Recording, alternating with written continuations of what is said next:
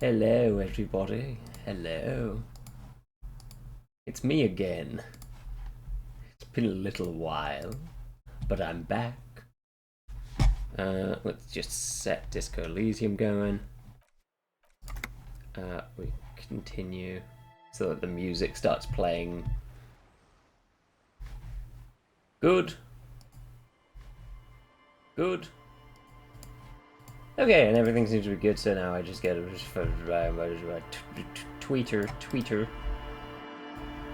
copy that, post,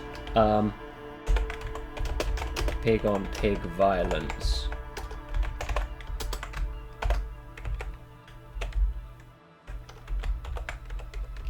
Then I copy that, and then I post that, and then it's done.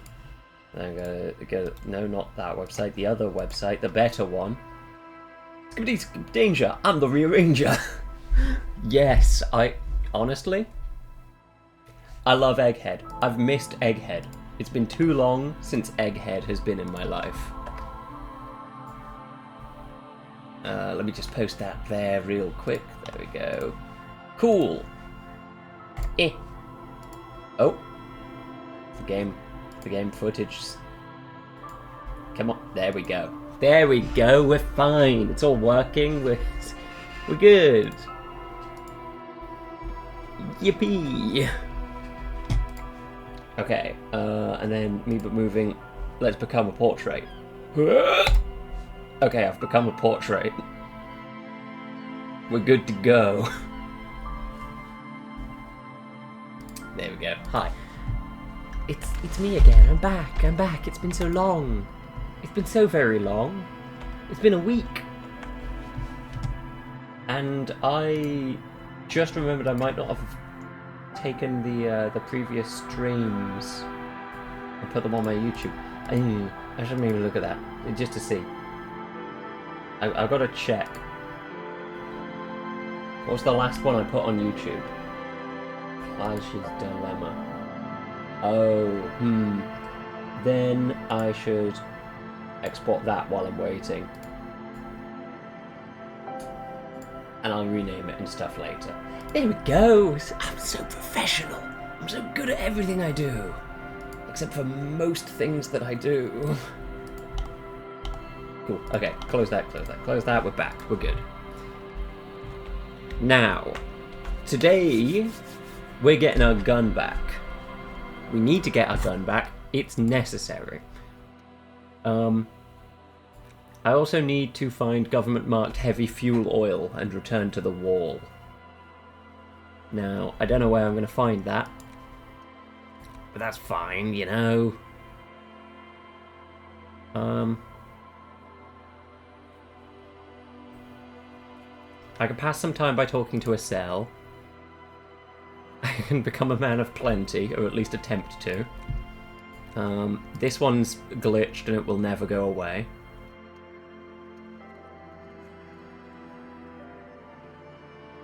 I've got the house to myself. I've stolen the TV to watch this game. It looked great on a big screen. Yeah, I can imagine so. Honestly, this game looks great just in general. I love the painterly kind of... Like, every texture, you can see the brush strokes that someone has put in. Like, as a mild art nerd, not like a massive one, I don't know everything, but I did do an art course, and I got decent enough grades. You can just tell how much passion was put into every inch of this game. It's so beautiful. We should go to a cell. Oh yeah, and also, this is Harriet Dubois now. I finally accepted that. All it took was finding my badge, and, you know, seems reasonable at that point. Can't really deny it when it's on my documents.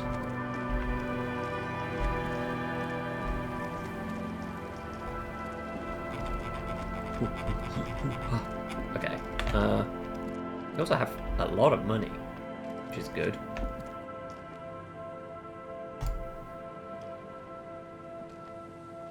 Don't know why Harry had to do a little spin there.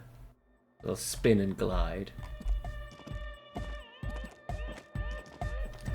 Okay.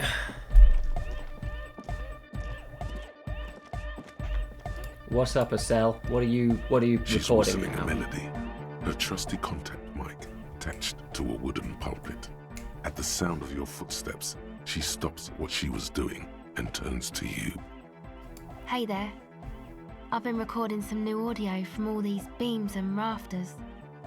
The sounds travelling through the wood are pretty cool. Creaks and stuff. Like you're underwater, you know? But like, underwater inside a tree.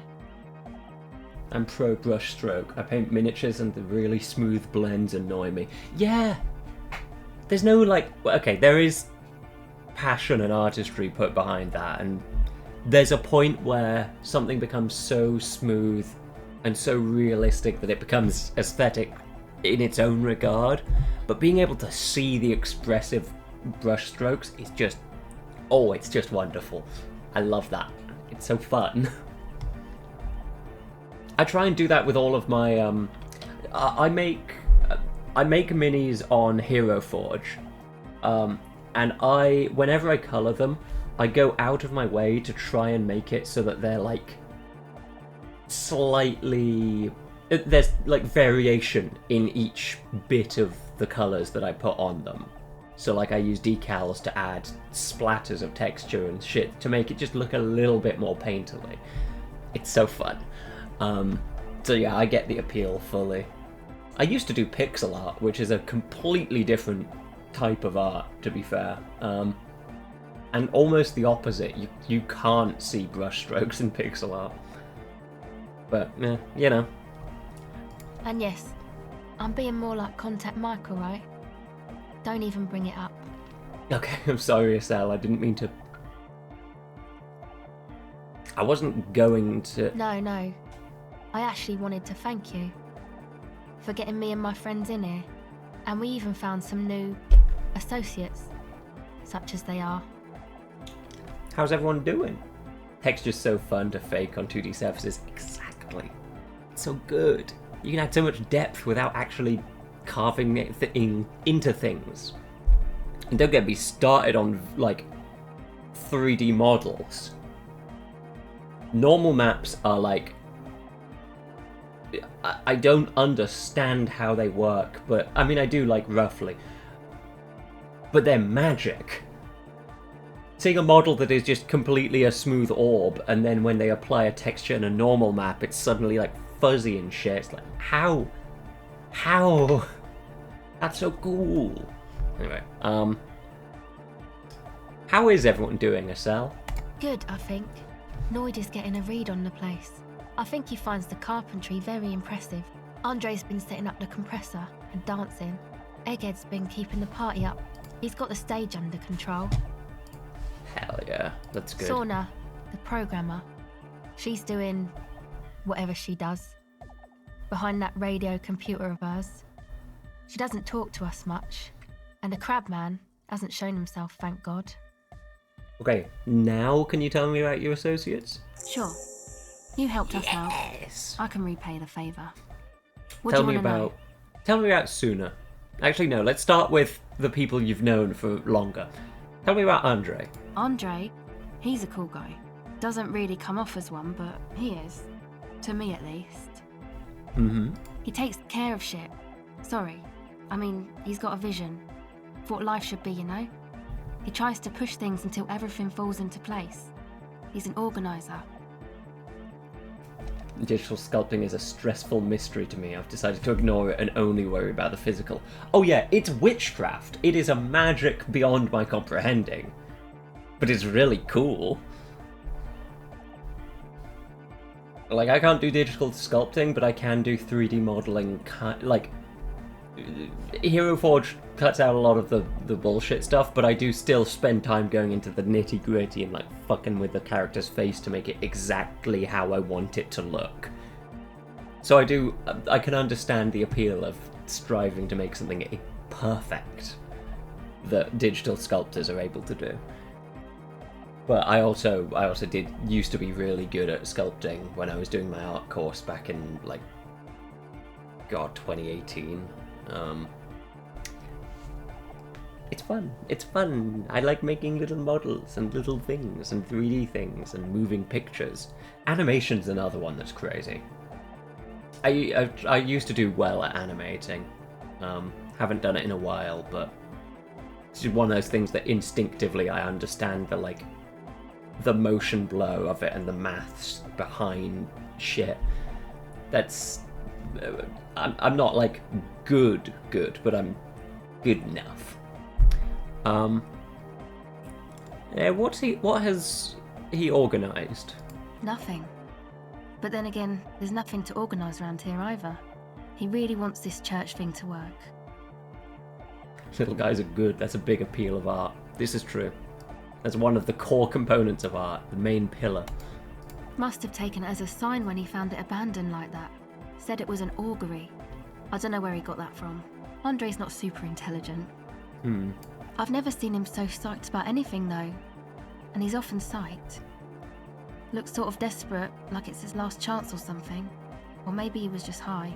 I mean, not that he does drugs, just high, you know?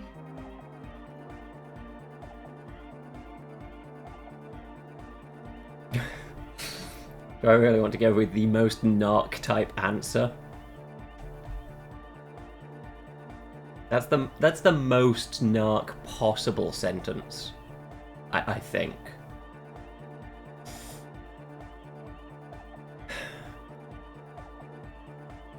On life? Yes. Anyway.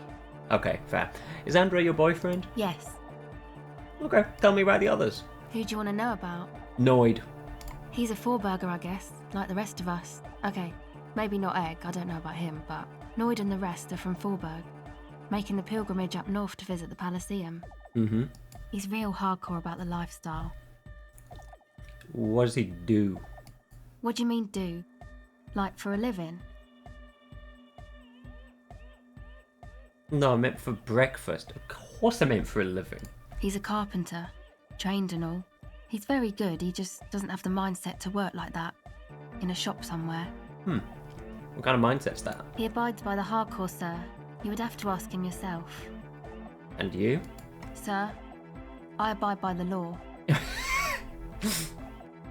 A strange feeling.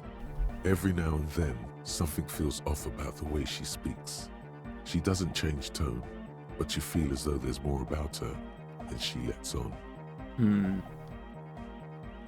What is pilgrimage you talking about? It's just something poor Forberg kids do every spring. To pass the time, we walk the entire length of Boogie Street, up to Jamrock, or as much as possible.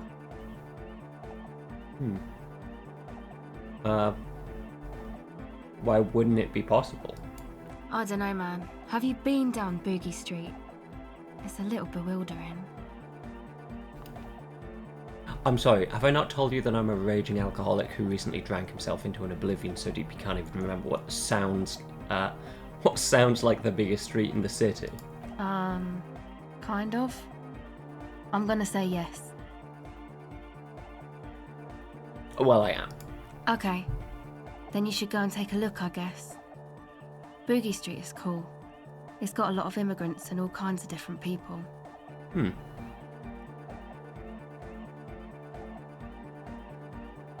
I might just do that if I make it there alive. Yeah. I hope you do. Okay, tell me about the others. Who do you want to know about? What the fuck is the deal with Egghead? What do you mean? What do you think he's doing when he yells all that stuff? Oh, that. He's the party boy. He told me as much, but what exactly is a party boy? A Nordic music doesn't really do vocals in the traditional sense. Vocals are thought of as rock. That's to say they're a bit backward. No offence if you like rock music though. Rock music's cool by me. Pachoo, pachoo, swish. Your credentials as the resident future man of Revachol are being questioned. Show her you're hip with the times, Gramps.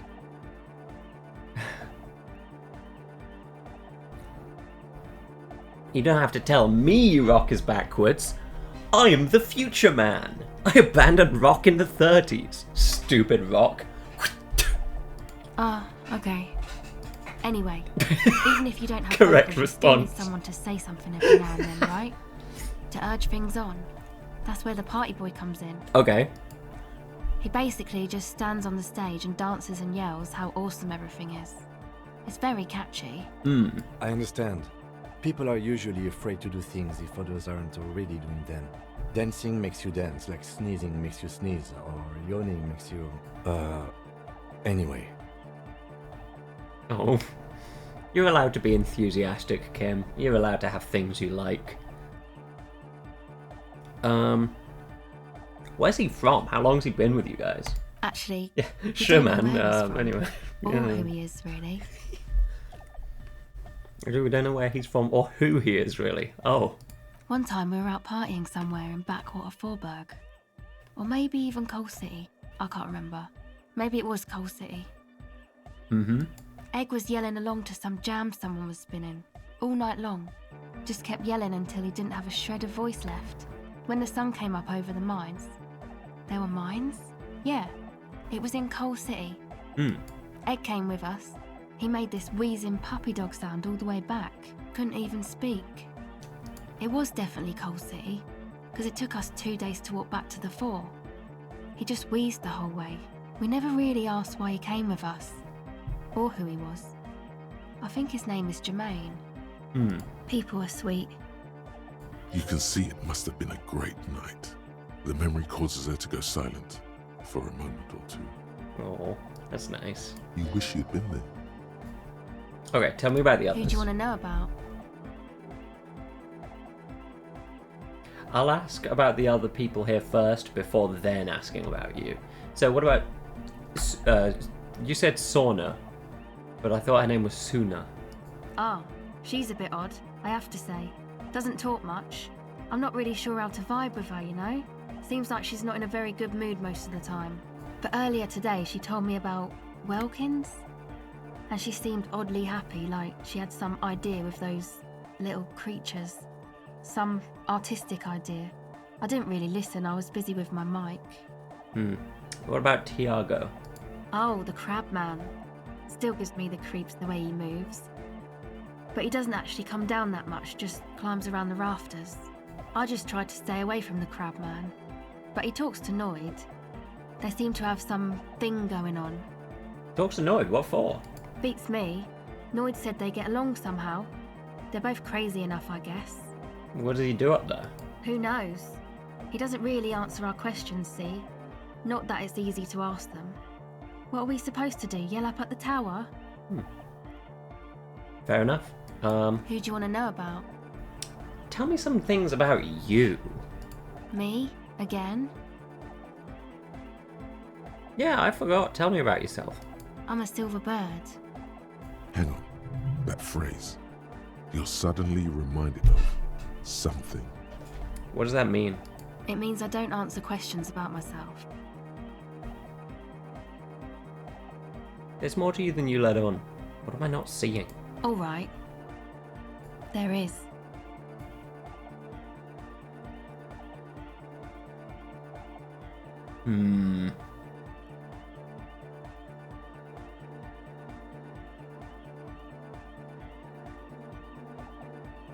Fair enough. Thank you. Yeah, not gonna ask. Some other questions. Sure. Catch the silver bird. How? Do I have any reaction speed type outfit? I feel like this might. Nope. Nope. These actually lower it, so maybe we up to that. Perception, interface, electrochemistry. No, no, no. No, no, no, no. Oh! Cool. 1 reaction speed, and also a Peepo Peepo, which we've unfortunately had to take off in this instance, but it'll be going back on soon. Welcome back. 42%, we hit these. The silver bird has already flown away. I will catch it later. Damn. That was close, though. 2 below the DC. Alright. Come back, Peepo Peepo. We need the Peepo. Am I wearing... No, I'm not even wearing my logic outfit. I'm wearing a conceptualization kit. Soviet socioeconomics. Oh, that explains it. Yeah. It's entirely your fault.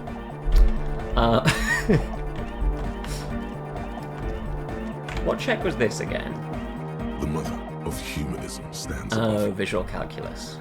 The mother of humanism stands above you. A precious and complex wax painting on a single pane of glass.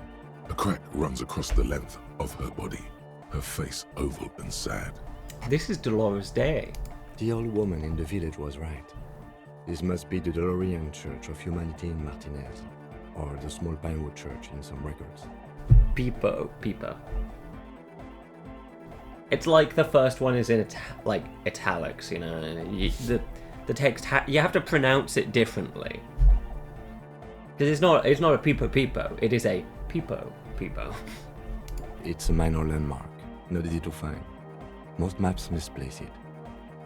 It was built not long after Revachol's founding, 300 or so years ago, by first-generation settlers. What else do you know? There used to be 7 stave churches on the coast. Les Setsa, they call them. The 7 Sisters. Only one remains. The rest were burnt in the revolution or used for building materials. There's a cluster of stars called the Seven Sisters. We should be respectful here, although the building appears to be deserted. I do not believe we'll find the instigator here. Something else, perhaps. Respectful? Is the lieutenant a follower of DeLoreanism? A pang of guilt. The lieutenant is leaving something. Head and the lad. Ayo. Hello, Alex. Yes. I'm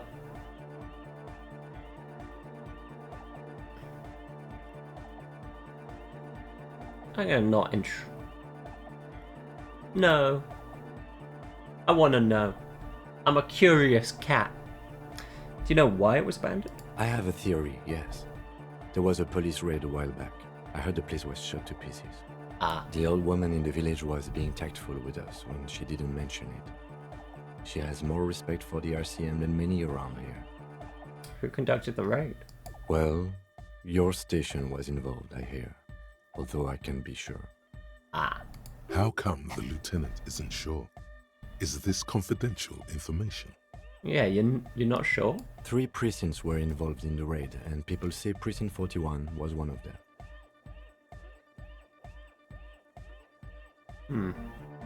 I don't remember being here. I am pretty sure it was a clandestine operation. I don't know anything more about it, why it was conducted, or who participated. I try not to pry into extra-district matters. If I was here, I should find out what I was doing. Good luck. You will not get information on a confidential operation from your station secretary just by calling. If you really don't remember, it might be better to keep this one forgotten. It happened a while ago. It's unimportant to our business in Martinez now. Kim, are you a follower of DeLoreanism? Yes, we all are. Her name, body, and rule are synonymous with humanism. The laws we enforce are DeLorean in origin. Didn't think you were spiritual. It's not spiritual, it's constitutional. The DeLorean system does not demand faith, only accordance. Oh. Huh. Eckert have anything to say to that? DeLorean Church, the place to be! Make some noise, my church people! A hawthorn tree on Rue de Saint-Gislain, tangled in its branches, something bronze flutters in the wind. He stands on stage behind a table, nodding along to the music and waving his hand in the air. In front of him, the audio mixer, one reel spinning. The other reel deck is empty. Cables run hither and thither. On one side, you see an auxiliary line in with the number 4.5 written next to it.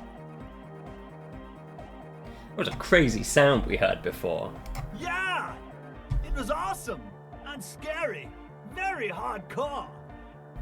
Voice booms through the chamber, then gets silent. Too hardcore, in fact. I couldn't control it. At all. Well, what happened? It sucks up all the air in the mix until it's the only thing left. Starts compressing itself and everything around it. Completely fills up the headspace. Extreme. Is there anything we can do about it? Oh! I don't know. Maybe someone can do something with this. I imagine this is the sounds that the future could make. I don't know if the future could be even more hardcore than I ever imagined. Yeah! Oh yeah, with a G. Thank God, man. Are you a thought reader? No nation, but trans nation. No war, but class war. Yeah!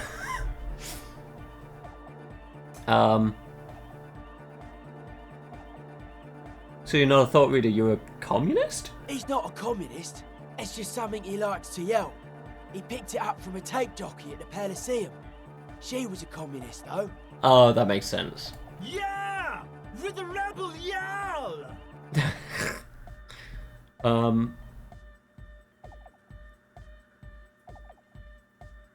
Why aren't you a communist? Communism is the truth. I can be a communist. If you want that, do you want me to be a communist? Please don't turn him into a communist. Oh yeah, turn him into a communist. Come on, it would be super.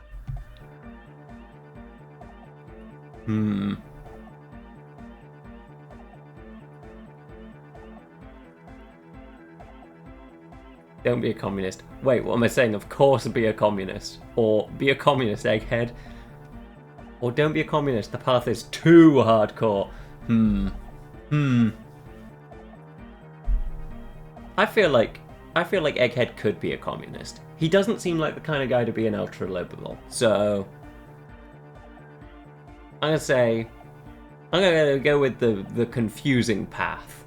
Don't do it. Actually, do it. He yells, you guess he's a communist now. Does this mean you're a thought reader? Don't be a lunatic. Of course he isn't. Jermaine here just yells random things. Odds are, sooner or later one of them will come off as thought reading. Right. Yeah! Revolution imperative! Unless you were thinking Revolution imperative right now. Anyway, I've had a similar thing happen with Eggs yelling. I know what you mean. But I was thinking Revachol imperative. That's fucked up, man. Lying like that. And a cop too. Okay, fine. Tell me something else, Egghead. Communism rules the nation! Looks at you with an almost impossibly wide, shining grin, looking to see if you approve. Right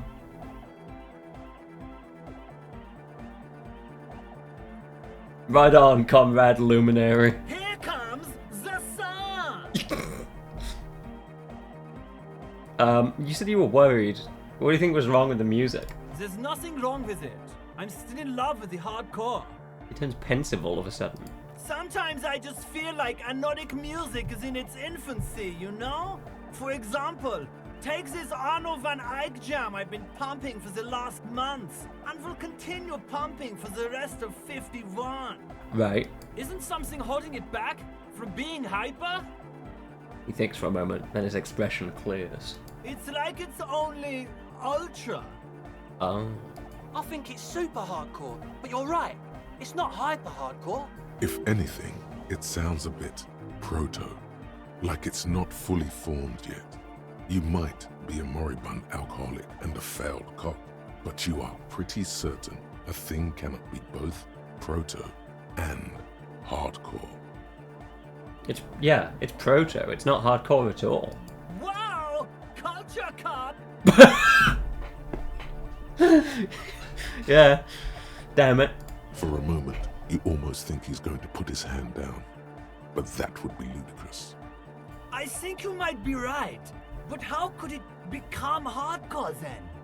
I know it in my heart, but cannot think it in my head. If this is not hardcore, how could anything be? Sounds suspiciously like a question. I thought the question was, what is the question? No! This is the answer! Fuck. Trying to think if anything could make it. Yeah, I'm gonna try and think if anything could make it hardcore. Harder core. What? Guys, there's something happening in his head. I'm thinking even harder. Oh yeah! He's doing it! But you're not. This is almost certainly a matter that surpasses the limits of reason. My imagination fails me. I know! So does mine! I just remembered something. I'm the police. Uh-huh.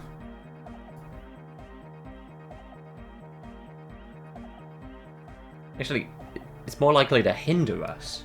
Oh. I can't help with this right now. I need something else. Something extra. Yeah! Kill all the rich people! Nice. Is your real name Jermaine? Dark Hard Hardcore! Jermaine Egghead!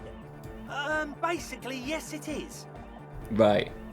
Why are there lungs on your belt buckle? Lungs are for love! Why would lungs be for love? When Dolores Day was anointed innocence, her lungs started glowing through her body. For the world loved her, and she loved it back. Yeah! Why wouldn't they be? Are the lungs not the place where you hold the breath of your soul?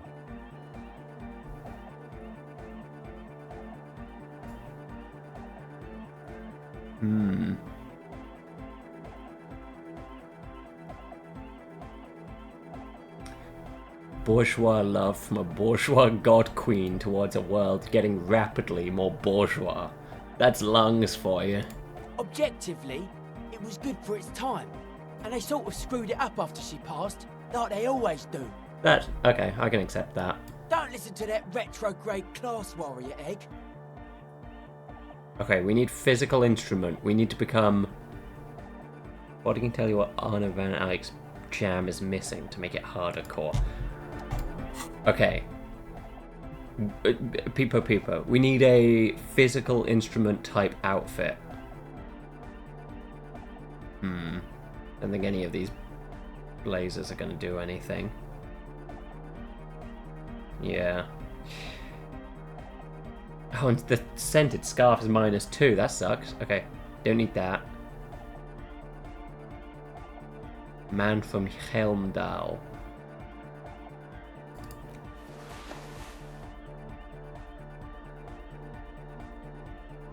I think that's all I can do for physical instrument, actually. Peepo. The vest is also an option, but I'm a Heimdall man. I gotta love Heimdall.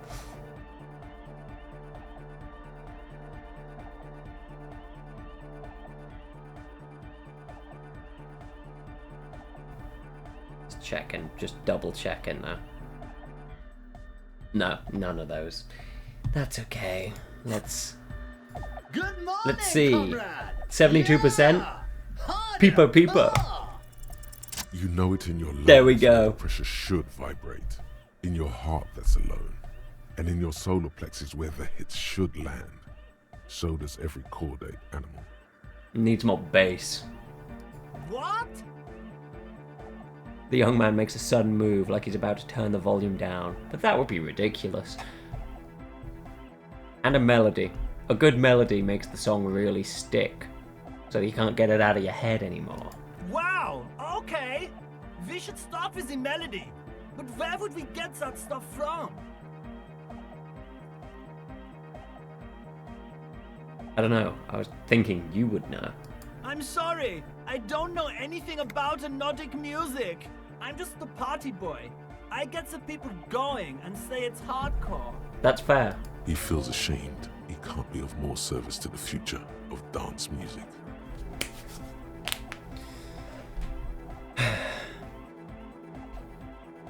I'll see if I can come up with something on my own. A citizen investigation. The young man falls silent with appreciation. He even tries to contain his smile, as if it could hinder your investigation. Basically, what you need to find here is a tape with some banging music on it. so that Egghead could use it to remix Fan Ache's jam. Yeah, maybe that street hawker across the pawn shop has got some tapes to sell. That's just an idea. Him silently sobbing, knowing they were about to spend 3 days in this church. There is a hawthorn tree on Rue de Saint-Gislain, right next to the canal. A reel of magnetic tape is caught in its branches, like bronze ribbons blowing in the wind. It feels cold. Does it? Rue de Saint-Gislain. I've been there. Oh, I know! I know this! I can tell you where it is! St. G is the boulevard before the canal bridge. The one that takes you to the whirling in rags and the industrial harbour. It's got the lanterns and the... I knew that! I could have said that! and the mosaic sidewalk. But it's all blocked with that stupid traffic jam right now. Anyway. Okay, so... Reel of magnetic tape is caught in the branches. Gotcha. Anyway, that's all yours to figure out, Copman. We're gonna figure it out. So I do have a tape with me. But I don't think this is the kind of tape they want. Don't love the Door Gunner Mega Mix.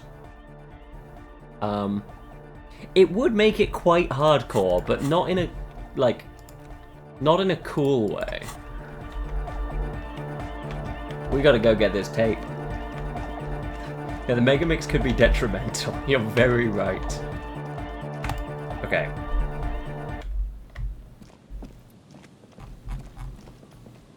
Let's fucking go. Let's get this.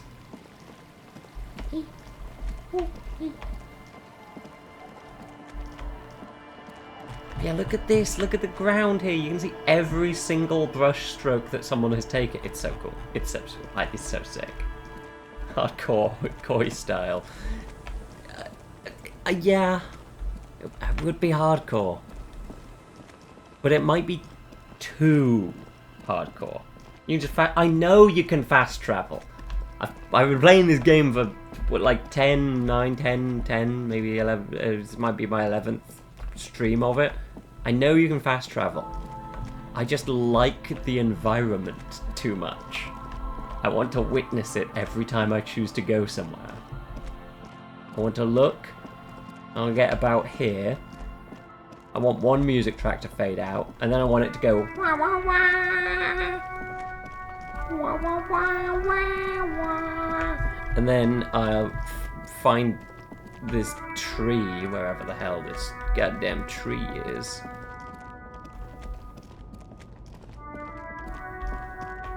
Oh, what's this? Ruins full of snow. No one lives here anymore.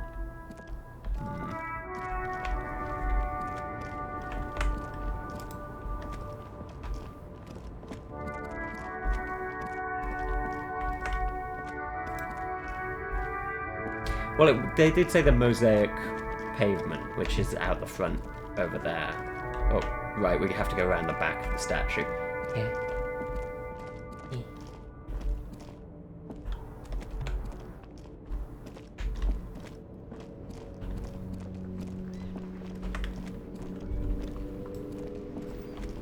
Hawthorn tree.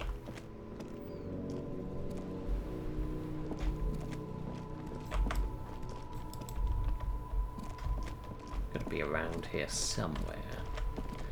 Just have to find it.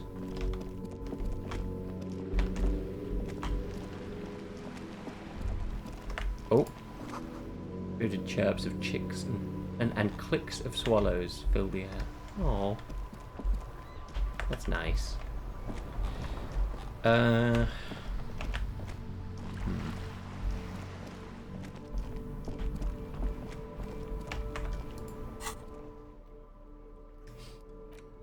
You know, I just realized I totally sold a picture of your best friend who just died, who you hated. Man, that sucks.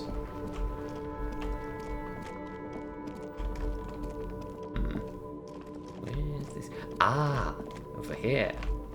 Yeah, there is a thing here. The hawthorn tree. on Yeah, I Rue de did. Songes I did. Lane, just like promised. You've stood here for what seems like eons, guzzling the sickly fumes of lorries and carriages. Good Hawthorne. Patting the tree reveals a small sticker which has almost been worn to oblivion. It reads, RCM Emergencies Desk, number 8102. Underneath a slogan, Mankind, be vigilant. You tree-hugging pansy. Oh. The gnarled hawthorn tree on I- Rue de Songes Lane. A wintry breeze blows by, making the Multi-tool magnetic tape is flutter. truly multi, and I am a karaoke superstar. Let's get this tape. Like an immaculate labyrinth. What? The magnetic tape twists and turns around the branches. You just can't get it loose. All you've done is make your fingers bleed from the thorns. I really fail a 97% there? Okay, well, let's just, Yeah, it was interfacing, wasn't it? I'm pretty sure. Yes, interfacing. Okay. Didn't want to have to spend my point on this, but fuck it. We gotta The get gnarled this. hawthorn tree on Rue It's de Songes Lane. necessary. A wintry breeze blows by. Oh, you know what that making the was? magnetic tape flutter. That happened because of the precarious world.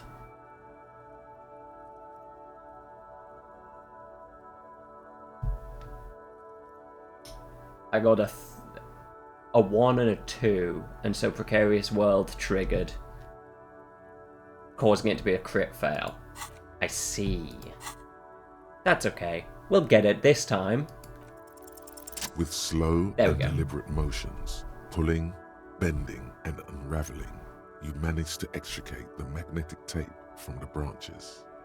It curls up into a mess inside your pocket. If only you could find a way to re-spool it, so that you could hear what's on the tape. Maybe Roy from the pawn shop can help you with this. What's the Good tape? idea, Logic. Lieutenant looks at the mess in your hands. Only after you've successfully cleaned up the branches does curiosity get him. It's for Egghead. I promised to make his Van Egg jam a bit harder. Maybe the tape can help. How? It's broken and unspooled. Do you think your new buddy knows how to fix it?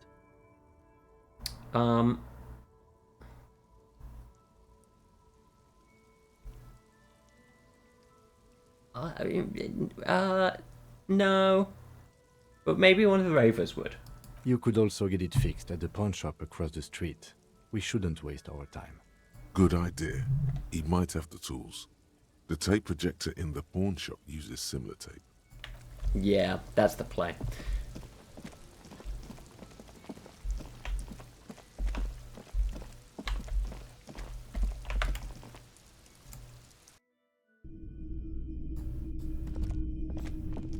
Hello, hello.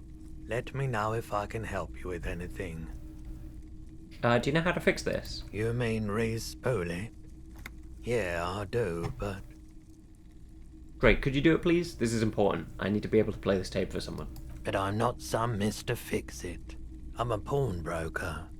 If you want to pawn the tape, sure. Although it looks pretty worthless. Worthless. It's not worthless, Roy. This could be the next big thing for the local dance music scene. Huh? What do you mean? You know the old church down the coast? Yes. What about it? I helped some young ravers turn the place into a nightclub, and they play these weird beats there, which they call anodic music. Is it any good? The music, I mean.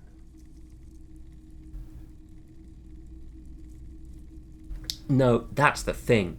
You can't believe how unbelievably thin the beat is. There's nothing to it. No bass. It just goes bzoot, bzoot, bzoot. But this tape could make it hardcore. Man, you're really invested in this.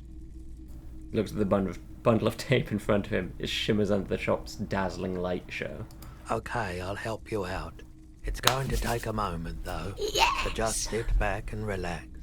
You take some time to look around the store. The play of visuals all around the pawn shop is mesmerizing. Suddenly, Roy turns back to you with a reel of tape in his hand, and you know these visuals would look super cool in the church.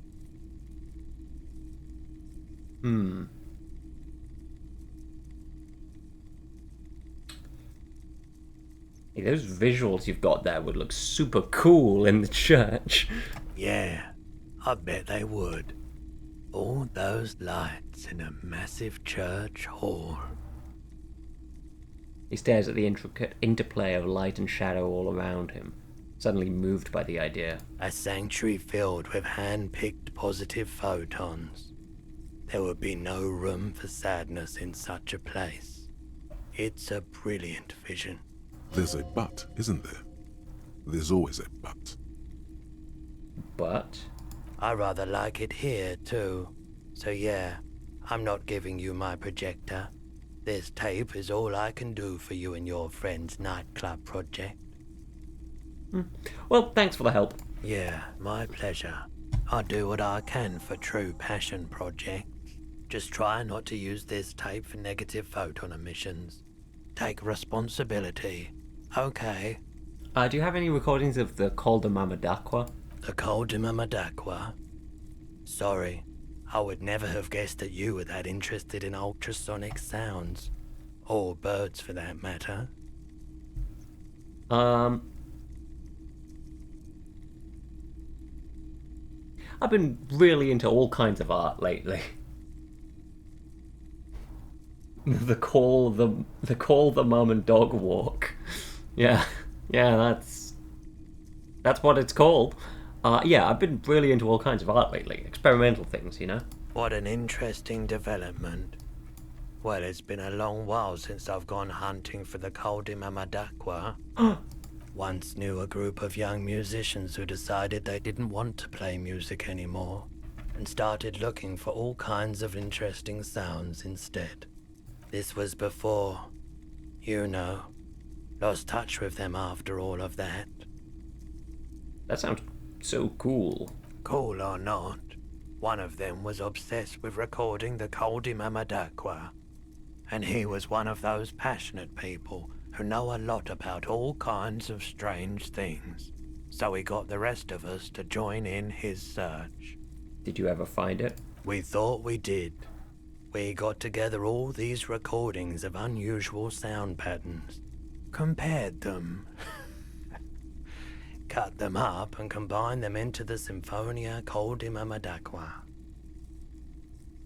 Can I listen to it? Unfortunately, I don't have any recordings from my old life. None at all. But I do have a tape with some ultrasonic sounds that might be what you're looking for. Ooh. Do we really have time for this? Spin that bird song! This recording comes from down the coast. Wasn't looking to record anything specific. Just left a recording device there one morning. Keep in mind, I have to slow this one down enough to make sounds well over 200 kilohertz audible to the human ear. It will be strange. He switches on the tape player and then the speakers emit a low hum. As the hum grows louder, modulating but always unnaturally uncomfortably low, like it's coming not from the speakers, but also from inside your chest. Breathing is becoming difficult. Ooh. Not good, not good. You're about to start suffocating. You have to stop this. There's a growing sense of dread. The sound is coming from inside you, but also surrounding you. It feels as though someone is standing just outside of your range of vision and watching you, doing this to you.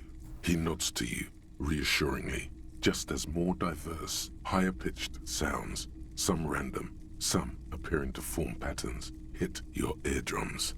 Seabirds most likely, gulls and such. Seagulls? And skewers, but shh. He raises a pointer finger and inclines his head towards the speakers, a new high-pitched shivering sound. That's it. The signal in the noise. The thin whisper. A low range of sounds is easier to handle with a focal point, but still troubling. You are mesmerized by the sounds, but also feel nausea welling up as the motif continues, then begins to recede, dissolving in what must be the sound of water lapping at the bank.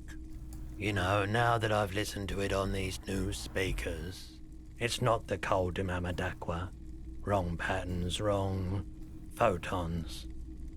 Probably some insect trying to sing higher than its predators can hear. Still, fascinating, aren't they? Early morning sounds. Kind of insect. Is it perhaps a good kind of insect? The funny kind? The kind of insect that perhaps I've been looking for?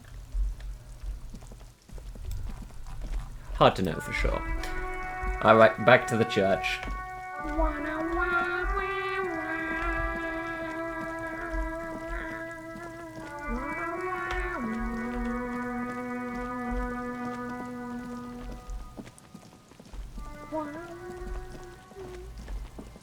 And then it's gone. It's faded away. No more wah. We're done. Okay. Allez-vous-en.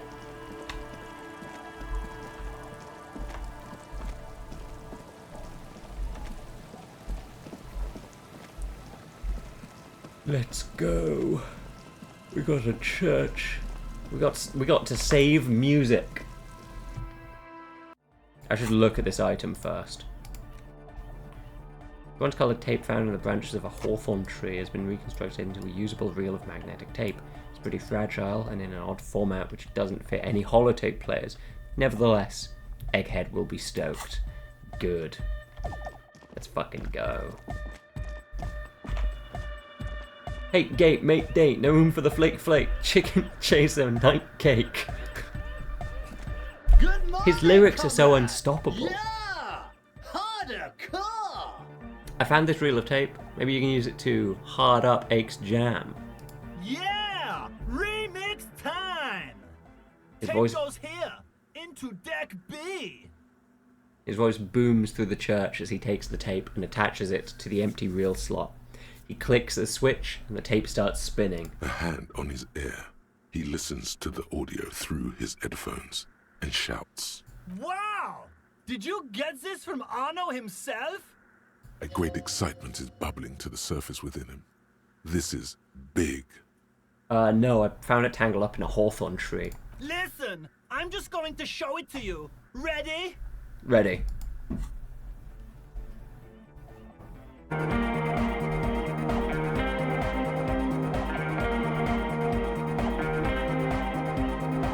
Oh.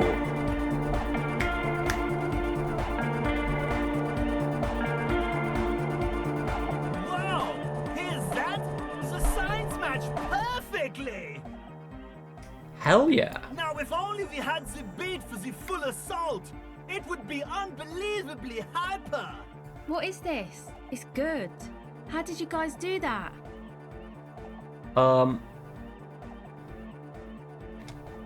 Do what? I found a random tape and brought it to Egghead. He's just incredibly good at remixing. Yes, but what if Van Eyck based his remix on some forgotten local melody, like a folk song, and you just found the original piece that inspired him to create this jam? That would explain why it fits so well. That actually, it's not impossible. Nah, to me it sounds like classic Van Eyck. I don't think he needs any inspiration from folk songs. Maybe he lives in Martinez and just threw away part of his song because he thought it wasn't good enough. I think it's just happenstance. Chaos in action. Contingencies of our limited existence. That and Egghead's fantastic talent. Noid's right. Egghead's technical talent is the key. No, this is definitely part of the same song. Something cut from it. It fits too well. Something mysterious is going on here.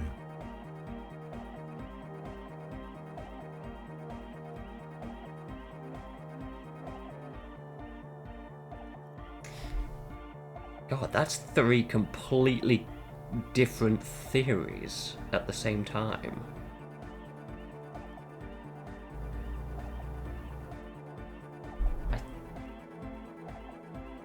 I mean, why else would it be tangled up in a tree?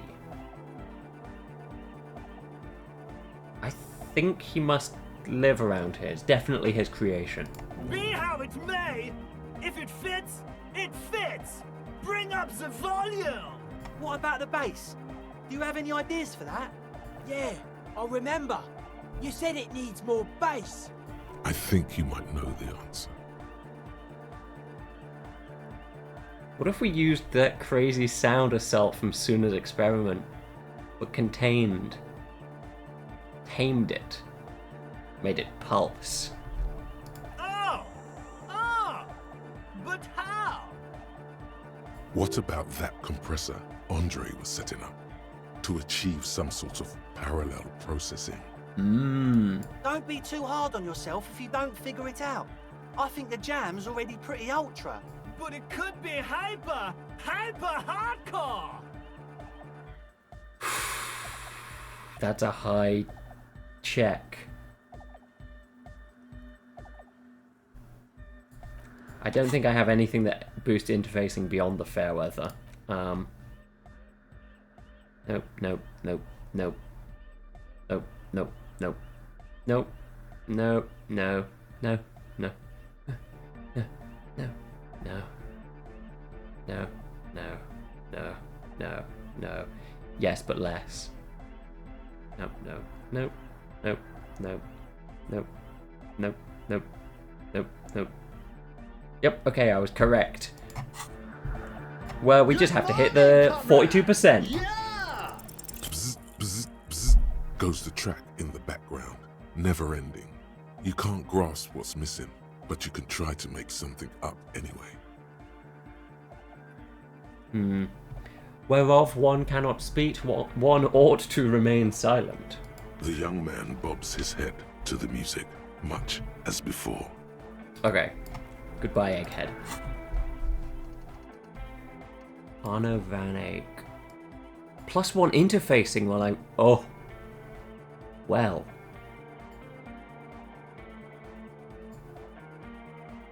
I mean... We'd have to unlock a new slot for the thought, but... I suppose we could.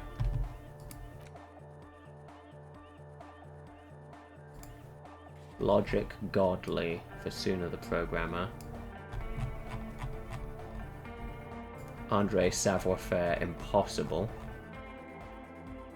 Okay. Okay.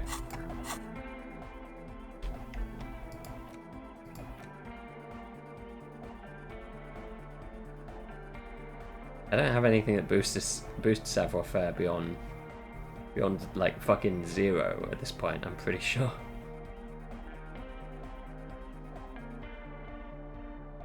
Oh, never mind. Never mind. Okay. It's saying I can retry it. Oh, hey man, it's good to see you. 28%, we hit these. You No, we close don't. Your eyes and dream of the No, we do shapes your not. body should form to But That's just okay. imagine the moves you could... puts a grin on salvation. Fuck it. I've been meaning to ask you, what's with the hair? It's to express my individuality. Is that a bald spot? It's hard to tell for sure with the fused together spikes, but it looks like he's balding. Is it because you're balding? Or because I'm balding, yes. I want to fuse the remains of my hair together before it leaves me. Okay. I want to show my hair. I don't give a fuck how old you think I am. I'm 20. How old are you, Andre? Not 20. Is it important for you to be an individual? Of course it is. Otherwise, I'd just be another poor guy with no education and no money. General issue, man. Now I'm all that, and I have radical spikes. Yeah, fair enough. Maybe it was a bad idea. Anyway. Goodbye, officer. Okay. Well, let's try and... Let's put on the logic outfit. we have the capability to be the most logical guy.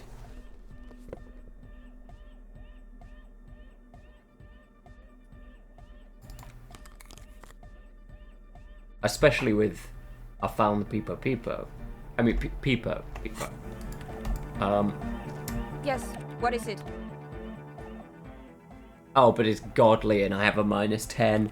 Okay, well, maybe I should try and figure out what the Pale Unknown is.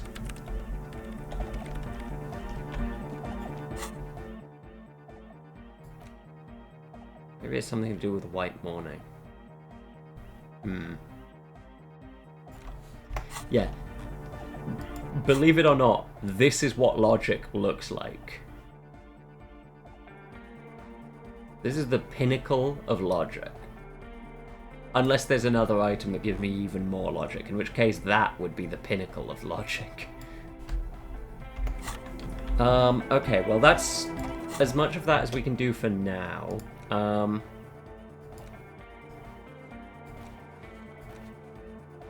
I need government-marked heavy fuel oil. Where would I be able to get that?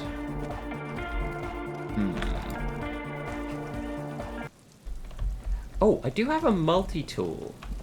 And I never tried to open this door up here before. But the multi-tool might help.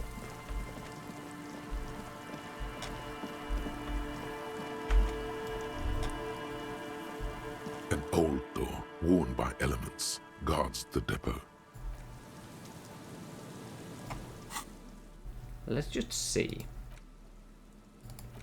Does a multi-tool or a pry bar do anything to make this easier? Worn by elements. No, it guards doesn't. The depot. Not The at wind all. has in blown fact. a sand dune in front of it.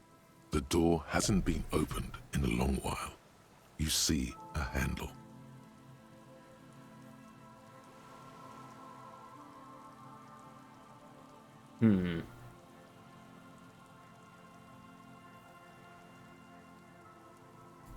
That's a shame.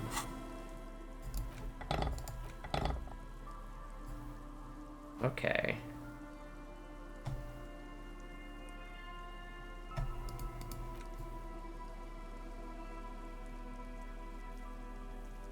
Well, maybe that's not where I have to go to get this marked fuel oil, even though that looks like a tank full of oil. Maybe there's like a boat, or maybe I can get it from one of the... No, because the trucks aren't government marked, surely. They're corporately owned individual. So... Let's check up here.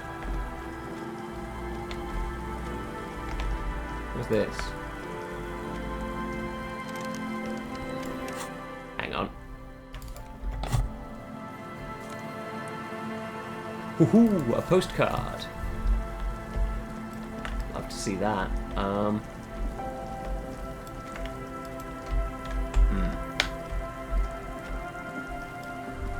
Where, oh where could fuel oil hide?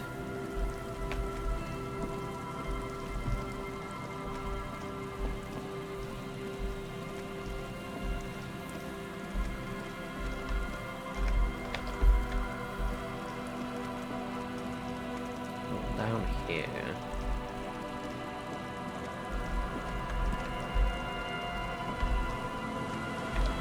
Yeah, down here is just a trap with nothing in it.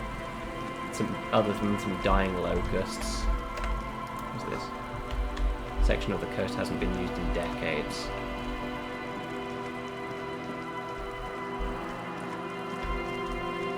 Oh.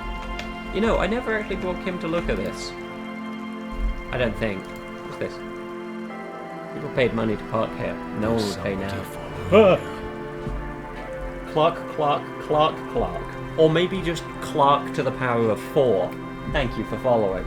A row of ghostly shades facing the crumbling wall. Jump scared by with another 7 shades. several standing 10 faces. meters from them.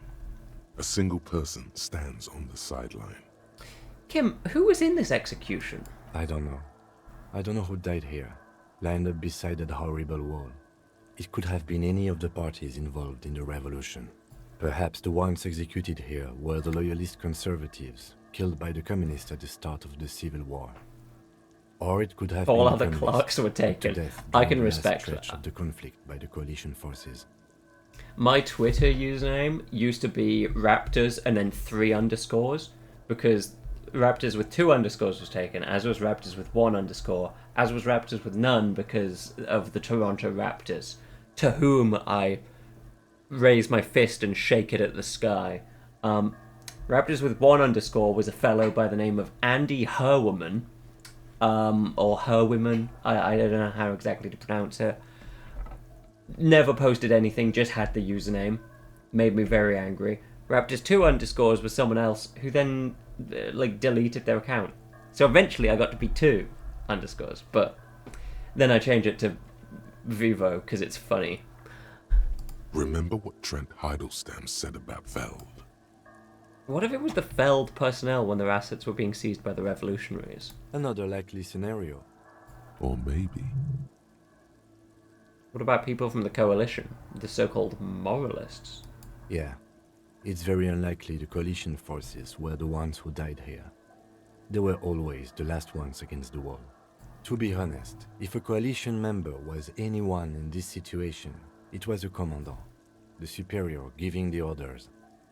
A cold sea wind blows away the figures. Behind this building, the other one, once filled with engineers and designers of Feld Electric, now collapsed and dead, but for some rats. You feel drawn, for some reason, to the faded mural again. Oh, I feel drawn to the faded mural, do I? Well, I don't mind if I do. Let's go and look at that faded mural. Somewhere out there, clock, clock, clock, clock. Wait, clock, clock, clock, clock, clock, sorry. Gotta make sure I can say the right number. Curses you. Even check them out, damn. I needed to know. I was like, why is this username taken? Who did it? Who did it? Oh, but I can't look at this mural anymore. I've already done that. Okay. What next? Right, fuel oil. Literally exactly the thing I was thinking about before I got distracted. Couldn't get any from my motor carriage. There may be, like, an abandoned vehicle somewhere other than my own.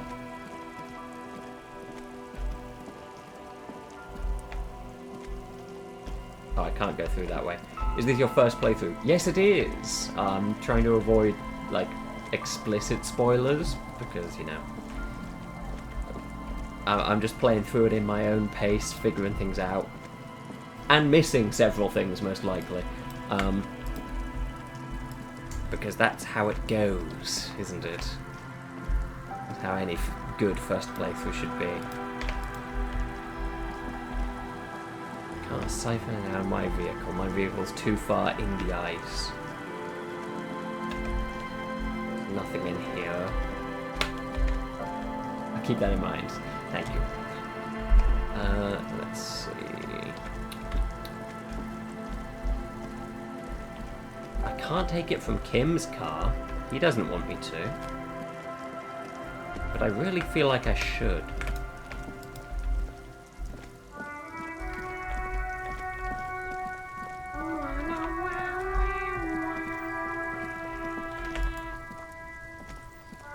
Inside, you see a set of steering levers, a radio microphone, a pull-out Hard not to toolbox, miss. and the soft glow of the fuel preheater gauge. Yeah. I mean, I missed my badge for maybe, like, 3 days longer. Like, I did the thing of looking at my car in the water. Then I just never checked it out again. It's kind of funny. Hey bud, do you have any fuel oil? Oh look, It's the cop who turned me into a bad person. Oh, sorry. Okay, my bad. I'm not going to ask you for anything.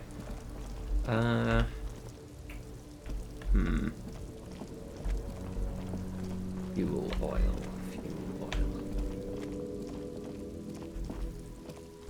Well, why? Well, there would be somewhere. It's got to be somewhere. I've got to prove that I'm a good artist so that I can become a man of plenty. It's necessary.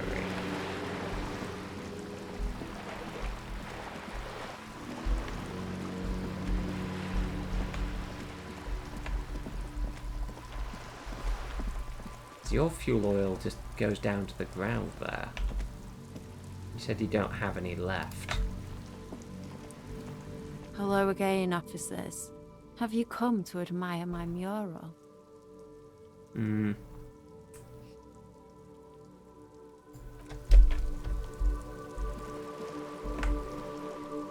checking in your place anyway, in case there is fuel oil in there that you're just lying to me about.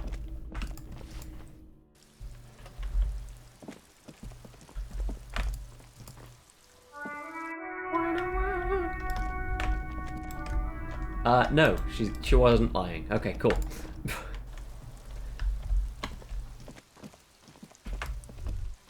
There's nothing up here. Most curious. Okay.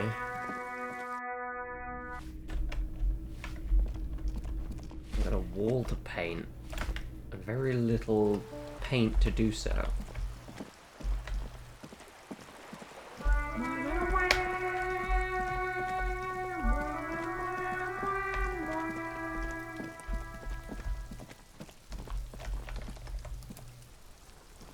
The door is closed again. Nothing to do here anymore. You hear someone inside, walking from room to room. Whoever lives here must be back home. Okay. So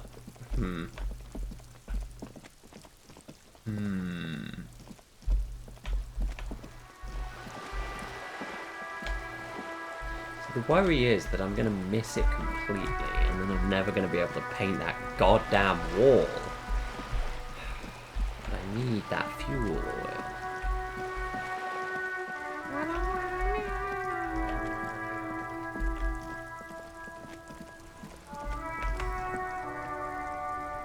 There's only like fucking 3 government vehicles in existence. This is one of them.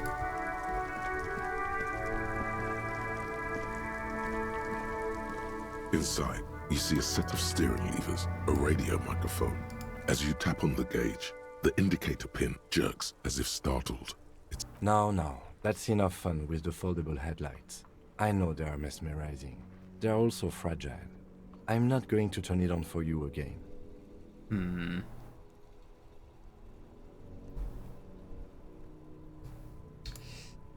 Shit. Okay. Maybe it'll show up at some point and I just have to consider it. Help Egghead with the beat, it may take a while. I found pants from Kuno. So this doesn't exist anymore. This I don't really want to do. That I don't want to do. That one I definitely don't want to do. This one I can't do. That one is no longer possible. And you require me to know something that I don't currently know. Okay. And I'm still missing a piece of armor.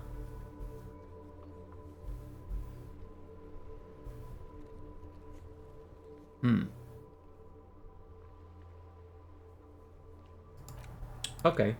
So I should wait, get my gun back, and then see where that leads me from there. Once I have my gun, maybe that's the opportunity for me to try and talk to actually go for the suspect. Which means I've got to read a book for a while.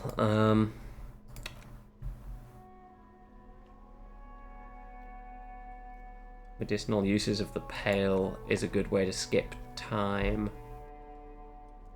No, you know what? I'll just get a new book. I have the money for it.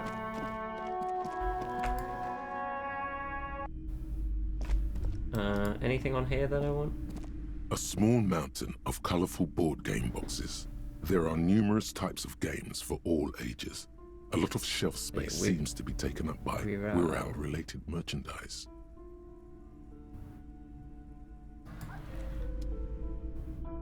Actually, there's something I never did. But now I have the opportunity to. I know the password.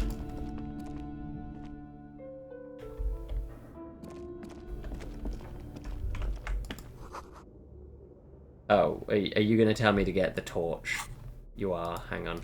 Hang on. There you go.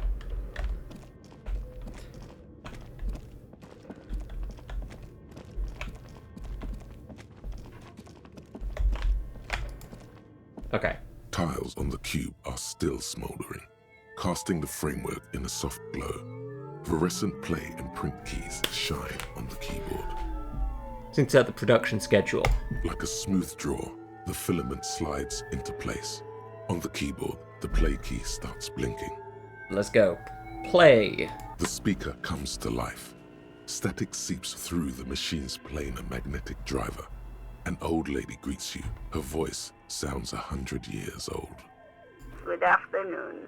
Fortress accident en rue de Saint-Ghislaine. This is East Elysium Repeater Station 1. Please repeat. Is this the production schedule? Try password for the production schedule. Good. Please Afterlife. repeat the password. Death. Good. I've unlocked Thank the you. production schedule. After ending the call, please press print to access the filament. Really? She just used the same password? Maybe those radio computer guys aren't that paranoid after all. Oh. I just burnt myself with hot glue. Oh, don't do that. That's bad. That stuff's like napalm. That'll just burn and stick. Ugh. Run your hand or whatever was burnt under a cold tap immediately. Fortress accident. Is there anything else I can do for you today? That's all for today. Thank you, and goodbye. Goodbye, East Indian Repeater Station. Tiles on the cube are still smoldering. Print. With a quiet determination, the printer starts printing. A piece of paper unfolding like a handheld fan. A black crisscross of letters covers its surface. Let's read. It's a project report written by the lead producer, Andrew Andy Schott, about Wirral Untethered, a radio game developed by Studio Fortress Accident.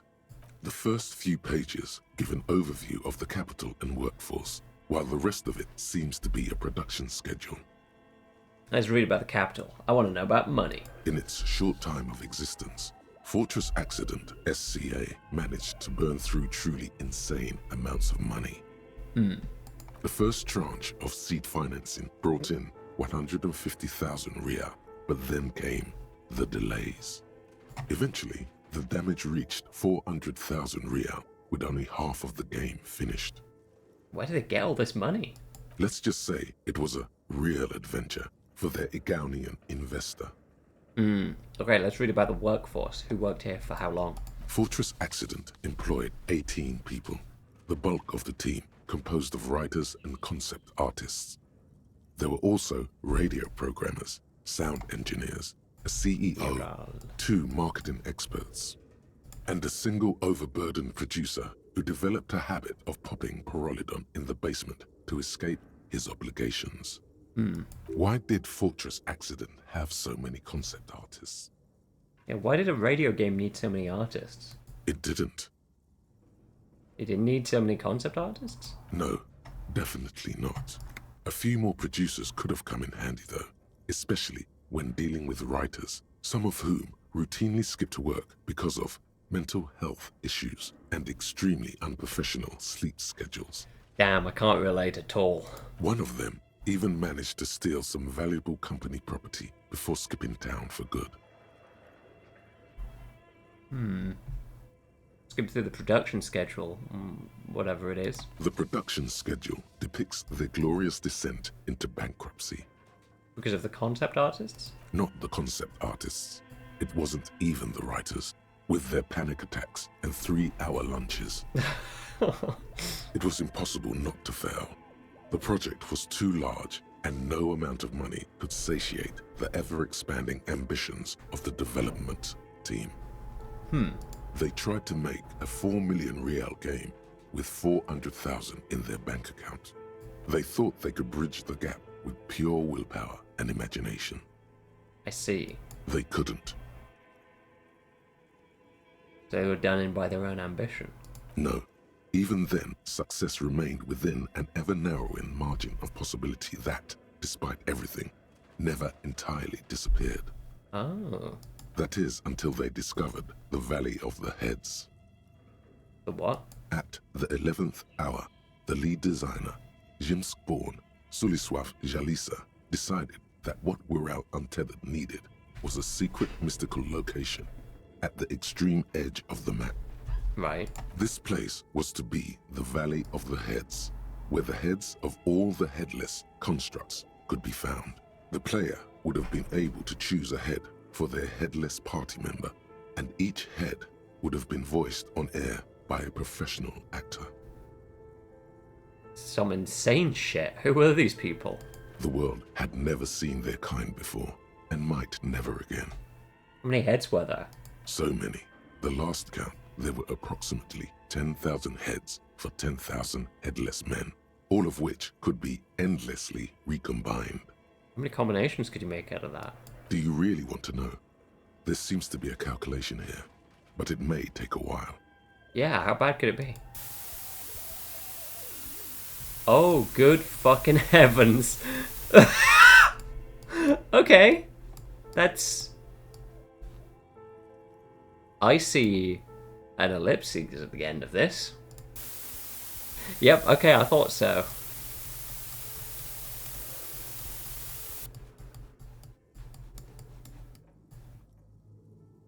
Keep going.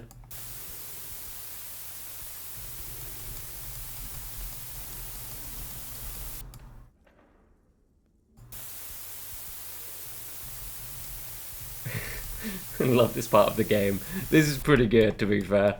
The lieutenant taps his foot impatiently, his arms folded tight against his chest.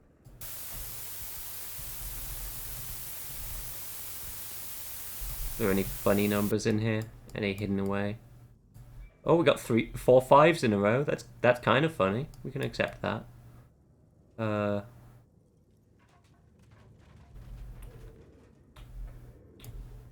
Aha! There, I'm the pinnacle of comedy. Anyway, keep going.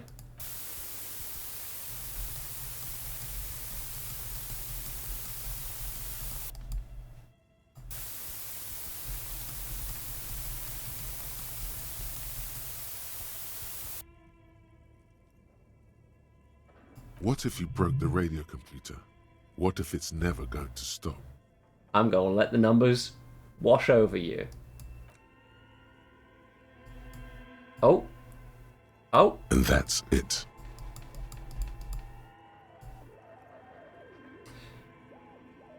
Okay, so that's what did them in. Well, yeah, that and the catastrophic data loss. This must be the anomaly Suna mentioned in the church log. On the nature of the data loss, there's ominously little information in the production log. It comes at the very end, where things get fuzzy and dark, where tables and numbers seem to vanish into an eerie nothingness, before the Igaunian investors pulled the plug.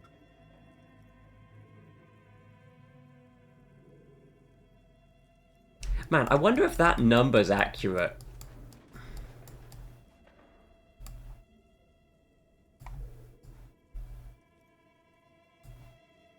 $10,000 to the if you have two things, if you have one thing, it's just got two options. If you have 2 things, you have 4 options. If you have 3 things... Oh, God. Yeah. I hope it's accurate. What is clear is that one day, an unidentified numeric anomaly occurred on the East Insulindian Lintel front, just as the Wirral Untethered project was being compiled that day. And the anomaly caused all the data to get lost in the air? When the project was returned, it was completely blank. Oh, God. The team spent weeks on the phone with Lintel, the service provider, but despite their diagnostics, they could never produce a satisfactory explanation or pay for the loss. They lost the whole game and wouldn't even pay for it? Always read the terms of service. Ah. And let's face it, they didn't have any money left for a legal action. Was no copy of the game a backup? Mysteriously enough, it seems that the off-site copy happened to be on-site when the catastrophic data loss occurred. It was the lead programmer's responsibility to oversee weekly maintenance of the off-site copy and, well, keep it off-site. An explanatory note from the lead programmer has been attached. What does it say? S. Luukinen Kilda, the lead programmer of Fortress Accident. The off-site copy was on-site because there was no off-site anymore. Not for me, not after 8 months of crunch. I didn't have a home anymore, so I started keeping it in the basement in the ice bear refrigerator near where I went to sleep. It was perfectly safe there. The temperature conditions were optimal. Not very convincing, is it? Her former colleagues would agree with you. She's right, actually. Nothing wrong with keeping this type of filament memory in a fridge. Oh. Is there anything else from this lead programmer? The production schedule ends with a few random notes that seem to be added sometime later. Let's read the notes. 4 months later, by an unknown author. I am the only one left, and it's gotten rather damp here. A few other businesses have gone under, too. Slipstream switched to making skis, and the hairdressers just left, cursing Martinez. They're right, though. Something's seriously wrong with this place. Martinez, all of it. Still haven't got an answer from Lintel about what happened. All I could get were the physical coordinates of the error on the East Insulindian front on that day. Since the computation happened on air, I reckoned it had to coincide with an actually existing location. I have compared the coordinates to a map of Revachol West. Turns out it's only 800 meters from here. The address is Saint-Brun 1147. I am going there to look this thing in the eye. Saint-Brun 1147? That's what the street sign next to the church said. Well, I mean, we know who that is. Tear off the printout and throw it away. Tiles on the cube are still smoldering, casting the framework in a soft glow. Fluorescent play and print keys shine on the keyboard. The filament slides out of its... Take that and leave. Huh. Well, now we know. Oh, wrong way. I wanted to go this way.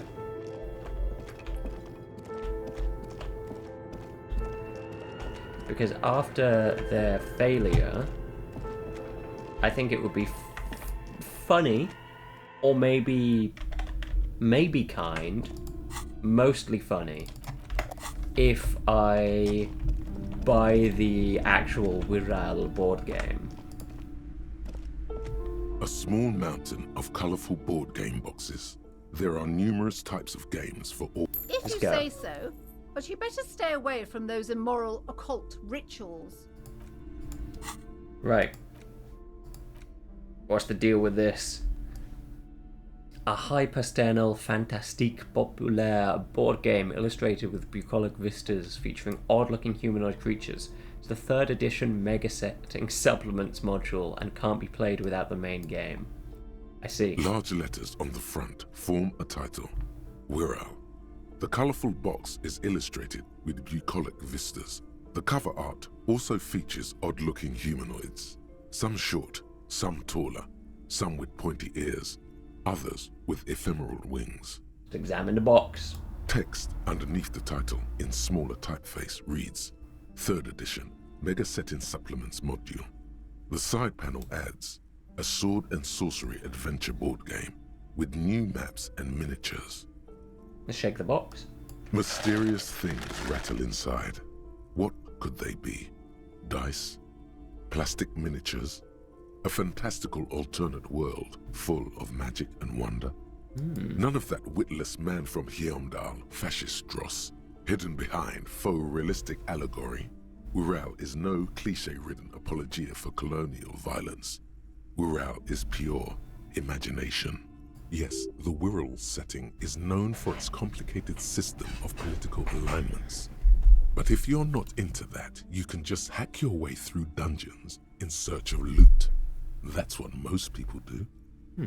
Okay, let's look at the back. A blurb on the back reads, tired of the tedium and toil of modern life? Escape to Wirral. Leave behind Isolas and nations with their petty squabbles. Discard electricity, magnets, and boring technological widgets. Succumb to a world of high pasternal fantastique. Unleash your imagination and create an adventure of endless possibilities. Discover the terrible secret threatening Wirral. Can your band of adventurers save the world? Yeah, we're ready to take on this challenge. Exactly. That's the spirit. All you have to do is read an intricate rulebook, study an assortment of maps, unfold the illustrated game board, and start rolling dice. In no time, you could be romping through grasslands with low-level characters, hunted by Iskala riders, or battling unspeakable monsters in endless dungeons fraught with danger and despair, conjuring up forceful magics to aid your quest. Don't forget heated arguments escalating to physical confrontation with your friends. Of course, drama. That's part and parcel. And most importantly, never forget to rage quit if the dice don't go your way. Let's open the box. You pry open the box. Inside you find a folded up map, a small booklet, a 24-sided die, and a little plastic figurine. Let's look at the map. A reprint of a crude hand-drawn map. The top left corner reads, Lands of Wirral. The map features both small villages and mid-sized towns with odd names, in addition to meadows, forests, hills, lakes, and seas, also with odd names. It doesn't seem to correspond with anything you've seen thus far. It's not a very helpful map. Okay, that's a problem. Let's look at the booklet. A quick guide to the magical races of Wirral. Create your own hero, choosing from any of these completely unique and fantastical backgrounds. The options are in order of importance. The Welkin, the Tweog, the humans, the fairy folk, and the pygmies. Well, let's start with the Welkin. The Welkin, tall, lithe, and graceful, with long flowing hair and pointy ears. They're known for being powerful magic users, but can also hold their own. I went to try and get a brawn-driven fight. Try to get a butterscotch drop, a little sweet treat for myself, but I dropped the box. Luckily, it didn't open or anything, but the most relaxed, frightened reaction of dropping something, just Anyway, jump scare, yeah. Fucking stupidest possible jump scare. Oh no, I dropped my sweeties, no. The Welkin come with a variety of exciting sub-races. High Welkin, Forest Welkin, Lake Welkin, and Snow Welkin. But if you're not feeling experimental, a basic Welkin will always do. What about the Dwarga? A grand race of industrious mountain people. They're short, stout, and muscular, and enjoy digging for gold and other precious minerals. They're also well versed in the art of combat, where they prefer to use axes and hammers. The Tweog also come in a few different sub-races. Hill Tweog, Shield Tweog, and Dark Tweog. I mean, yeah, that is exactly 1-to-1 with D&D. Okay, what about the humans? They're just humans. What else is there to tell? They're average in all stats, and jacks of all trades. What about the fairy folk? A very small race of flying people, known for being mischievous, full of trickery. They often lure people into their magical traps. There are no sub-races for the fairies. What about the pygmies? The least popular of the Wirral races, the pygmies, are short, rotund, and dim-witted. Pygmies live in small villages made of shoddy wooden dwellings. They spend most of their days tilling the earth and smoking their pipes. There are no sub-races for the pygmies. So your D&D halfling, your Lord of the Rings, hobbits. That makes sense. Let's look at the die. It's made from some sort of wood and has been decorated with peculiar plant motifs. Let's take the die. You place the die into your pocket. It's always good to have luck on your side. Let's look at the figurine. You see a man in ragged clothes wearing a lopsided hat and wielding some sort of a firearm. Huh, interesting. A communard. That doesn't sound very Wirral-like. It is not. The communards are not a part of the game setting. I guess someone misplaced it during the packaging process. Maybe someone should make a role-playing game set during the Revolution. Good luck finding people who'd want to play as communard. Let's take the figurine. You pick the figurine up by the base to meet your gaze. The little plastic man stares back at you, his face contorted into a disturbing shout. Then you pocket it. Close the box. A colorful box with the title Wirral in bold letters. Let's put it away. It's a board game. Now we have a little miniature revolutionary. What a nice little figurine. A turn of the century leftist revolutionary in ragged clothes. On his head lies a lopsided hat, seemingly an ushanka. In his hand he carries a little musket. And then a dice. Oh, what the heck? A 24-sided role-playing dice can be used to get results for several... You get results for several dice. It's made of East 70s snake wood and embellished with plant motifs. Reminds you of plane and heel welkins. Note, look at the map tab in your journal to see which white checks have opened. What? What do you mean? Why would you tell me that now?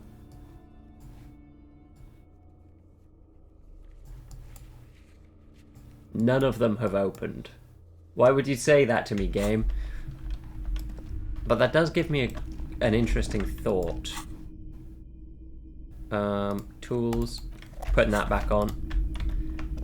There's a dice maker and I now have a dice. I'm gonna go see if she has anything to say about this specific dice.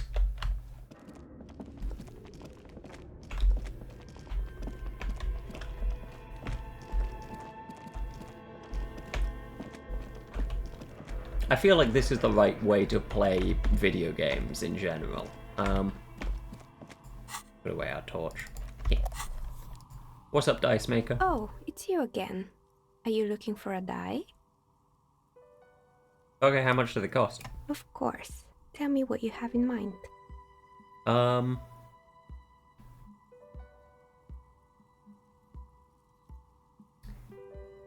you have any cursed dice? What do you mean by cursed? Abracadabra. Perished like this world. Alright, how about I surprise you? Come back in 8 hours with 7 real, and I'll give you your cursed die. Done. Deal. Great. See you in 8 hours then. Was there anything else? More questions. I'm listening. Damn it, I say you have more questions about the intercom. I'm pretty sure it still doesn't work, but sure. What do you want to know? Do you know East Delta Pinball was once the Whirling? Yes, I guess so. The arcade is an ancient failure. Before my time. I'm not surprised, however. My advice? Don't base your business on a fad. Hypnotism, choreography, trick track, especially pinball. Sure, I'm good. Alright, goodbye. So... I'll be ready in 8 hours. Cool. Well, that's completely unrelated to what I was doing. I've become distracted. No, like, industrial fuel oil in here or anything. No? Ugh. Seems there's never any industrial fuel oil. Not when I'm looking for it, at least.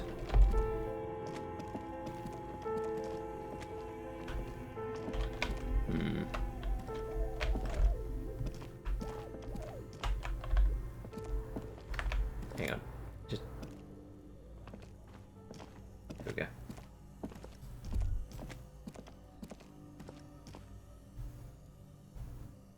Nope.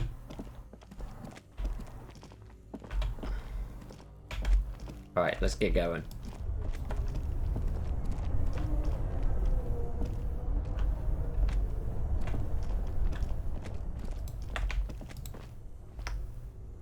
Stuffed bird.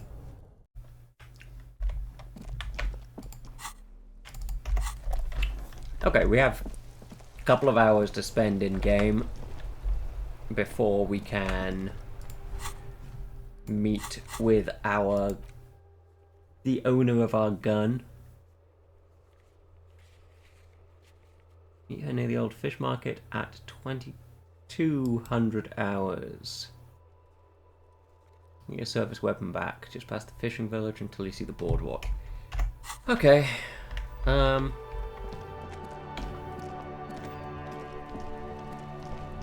know how to skip time when Kim's with me. I've got a book. You always see the industrial fuel oil in the shop and think, I need more, I have some at home. Then you end up needing more. Yeah, ain't that the truth? I'm always wanting more of that industrial food oil.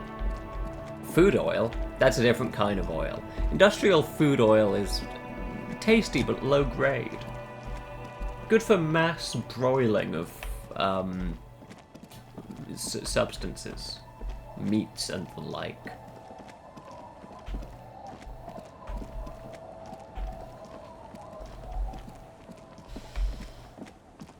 Okay.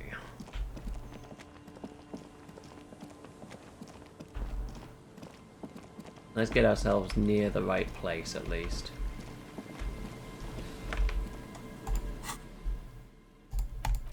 And then we just take this horrible book about medicinal purposes of the pale. Medicinal purposes of the pale. The cover of this heavy... Let's concoct. Nick, last, you've... Would you like to... Very... Nick, last, you've... Very... Nick, last, you've... You... Very... Nick, last, you've... Very... Okay. Nick, last, you've... Very... Next, last, you've created... Very... Nick, last, you've... Very... Nick, last, you've... Very... Nick, last, you've... Very... Nick, last, you've... Very... Nick, last, you've... Very... Nick, last, you've created it. Would you like to try again? Very... Would you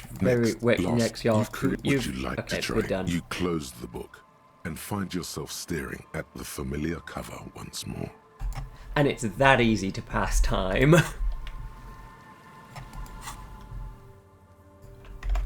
Excellent. The time is right.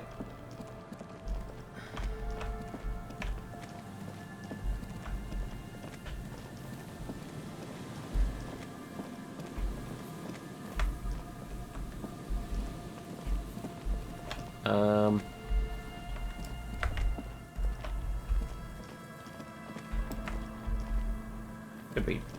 I mean, it's gotta be around here, so let's just go into and out of the church, just in case the area has to reload.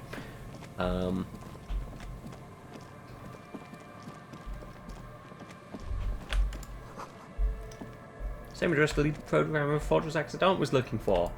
I would have thunk it.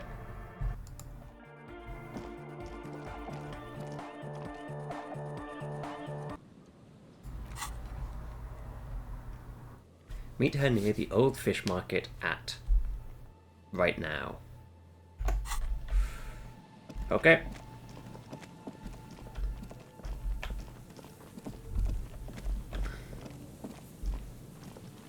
Gotta be this. Yep.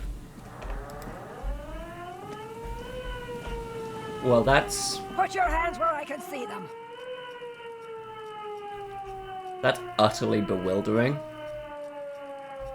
Okay. An aging woman under a mountain of police paraphernalia mumbles to herself, then notices you and reaches for her megaphone. Show me your hands. This is the pigs. Show me your hands. Right now! Scavenged, battery-powered police lights protrude from her back.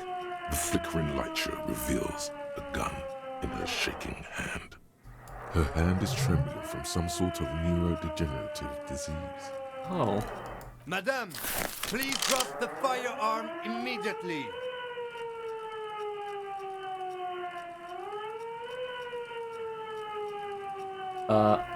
I'm raising my hands. She told me to, I'm doing it. The man appears to be pulling out an object from his pocket. Fear under threat! Fear under threat! Superseding event. Split-second decision. Get on the ground. Get on the goddamn ground! I wasn't taking anything out of my pocket. Get on the ground! I want you on the pavement right now! This is the pigs! Subject yourself to a full-body cavity search. Prohibited materials concealed in nostrils, ears, mouth, navel, urethra, foreskin, vagina, and rectum. In her mind, the cavity search is happening, as long as she's saying it. It appears the things she says are very real to her. Be careful, detective. Don't do anything that might set her off. You'll have to go for the gun sooner or later. Perhaps you can learn crucial facts before you do. This is dangerous. You're 70% certain you always leave your gun loaded.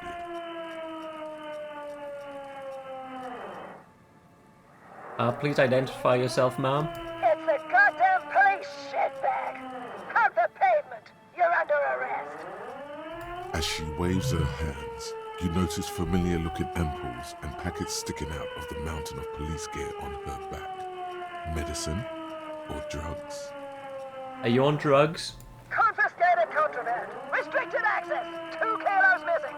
Eyewitness report compromised! I don't think she's on drugs. Being off drugs might actually be the problem here. Well, we can solve this peacefully. Please, lower the weapon. Officer in need of assistance! Suspect at large! Get on the ground! Ma'am, please. We want to help you, but you need to lower that weapon. Let's just talk, alright?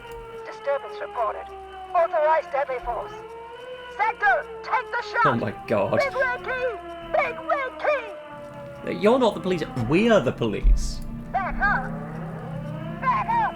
Back up! Status unconfirmed! Lieutenant W. Freighter Harrier Dubois, 41st Precinct. This is my partner, Lieutenant Kitsuragi from the 57th. No. I thought Mr. Moran. Gareth. Aggravated assault! Man down! Officer I don't remember this, what the fuck? I don't think I saw it. And this is why watching other people play through games is so fun, because there's always something that someone else hasn't seen. No matter how, unless you're the kind of person who has played a game, 20, 30 different times over hundreds of hours, there's always going to be something you miss, and someone else is going to find it, and it's going to be so sick to find out. It's so good. There's a scenario unfolding in her head right now. It has nothing to do with what's happening here. What's the situation, officer? Law enforcement compromised! Impersonating a police officer! Does she not believe you two are actually police officers? No, we know this is happening in her head.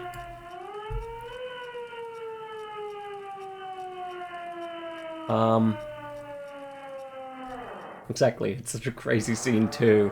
Yeah, we really are cops. Look at my badge. License and registration! License and registration! Come in, dispatch!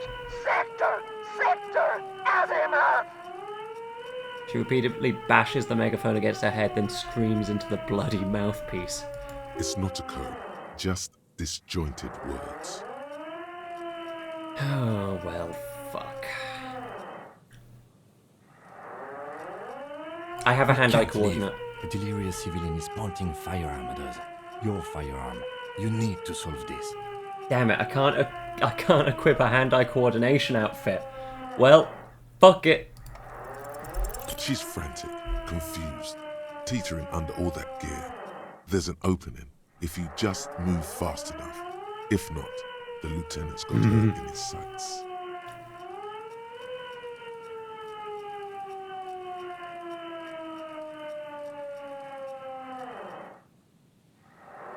Fuck it. Gun, I'm coming. Suicide back home. Split-second decision. Eat lead, scumbag. Oh my god. In your peripheral vision, the lieutenant releases the half-squeezed trigger. God, I almost blew her head off. What is this? This isn't police issue. Police weapons have bullets. Oh, thank fuck. Isn't real? I guess she would have shot multiple times if she did have bullets. Police guns always have bullets. What is this? Why did you sell me this? Grab the gun, right now. This might be your only chance. Pick it up. No one ever cares anymore. Why would they treat me like this? Her voice is growing fainter as she rocks back and forth slowly. This limbed and headed machine of pain and undignified suffering is grinding to a halt. Tired of walking the desert, it doesn't want to feel or think anymore. Poor woman. We need to figure out what to do with her now. What was that? Oh, thank God. Okay, cool. Yes, we do. Nobody's ever around. Nobody ever comes to visit me. I'm very sorry this is how life turned out for you. Her scratched skin is warm to the touch, but the person inside doesn't even know you're there. What do you think's happening to her? She's in a stupor. I've seen this before. God knows for how long. Could be days when they get like this. Well, why was she like this in the first place? Honestly, I don't know. Dementia, probably. Dementia and Channel 8 and loneliness. Neurodegenerative disease. Could be. Her hands were trembling and she did seem uncoordinated. But what are we gonna do with her? Should we just arrest her? I don't think there's any need for that. In her current state, and without a gun, she isn't really a threat to anyone. We could let Titus know. This is a perfect problem for the local peacekeepers to handle. They might even know her family.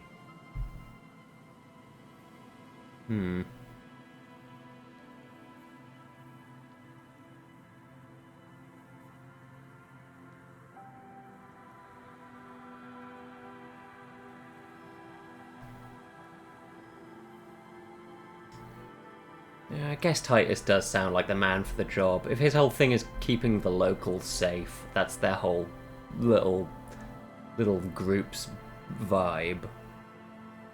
Sure. Then we can ask him once we get back to the whirling. But we have to hurry, because it's late and they might have already gone home. But I think we're done here for now. Let's head out. This is done. Please, leave the radio on. He mutters. It seems like a reflex, a half-remembered sentence. Reflex to what? Being left alone. She stands motionless. Just a heap of clothes and fleshes now. Maybe if you search her once more.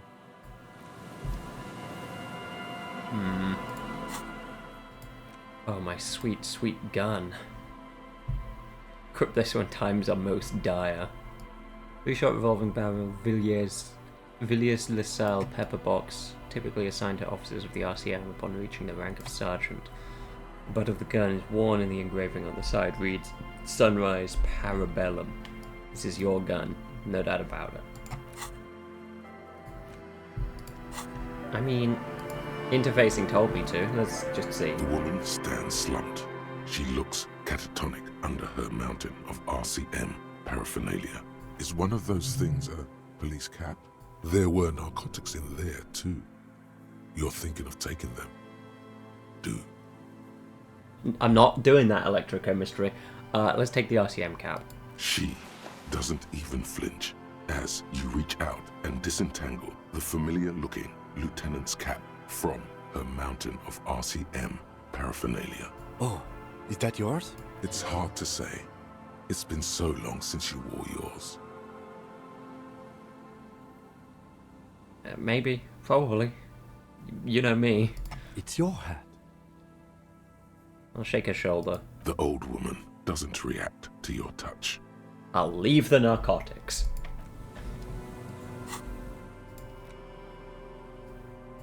Authority. Ooh, that's a good hat to have. Not quite as good as the Faln Peepo. But good nonetheless. Right, let's go talk to Hardy. If he's still awake. Hopefully he is. It's not quite 11. I also don't think I bought a room for the evening. I may have, but I don't think I did. Peepo. What's this? Door's closed for today. Time to put the kids to sleep. Good. That's sensible.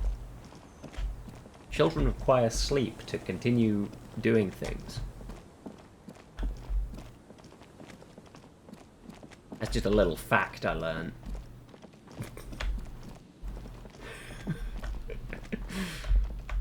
Okay, let's keep going. Let's go. Wait. No, nothing I can do over there. Put away the circle, the thought circle.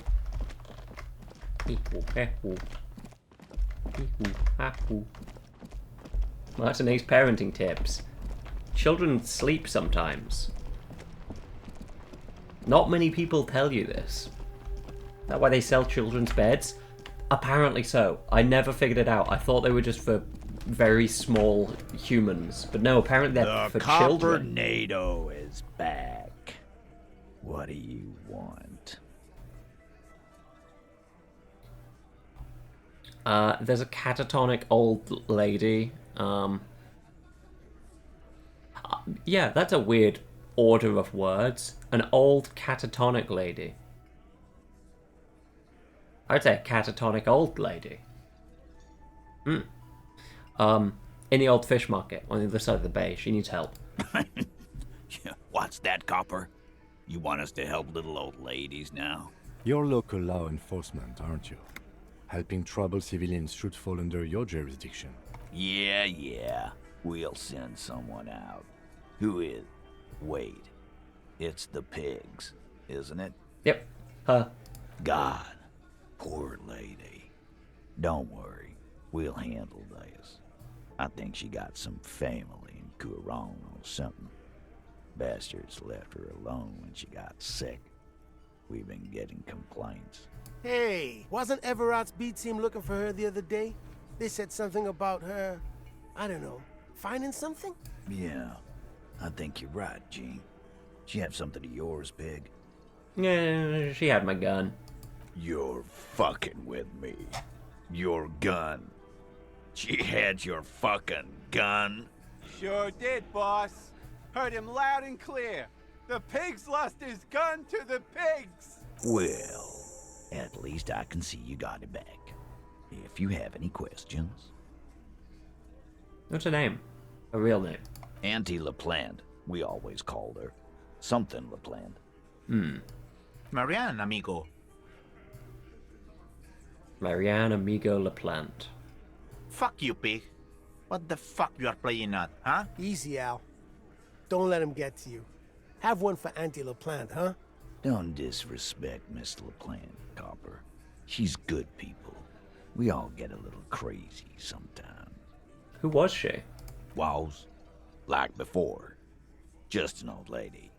Her kids moved away years ago. Never come to visit. Never took her calls. She gets out every now and then. She did right by lots of us when we were kids. Always was a little off, but still. Us kids? That must have been ages ago. She was better then. The children kept her together. How did she get like this? Wanted to be a cop, you mean? Well, shit.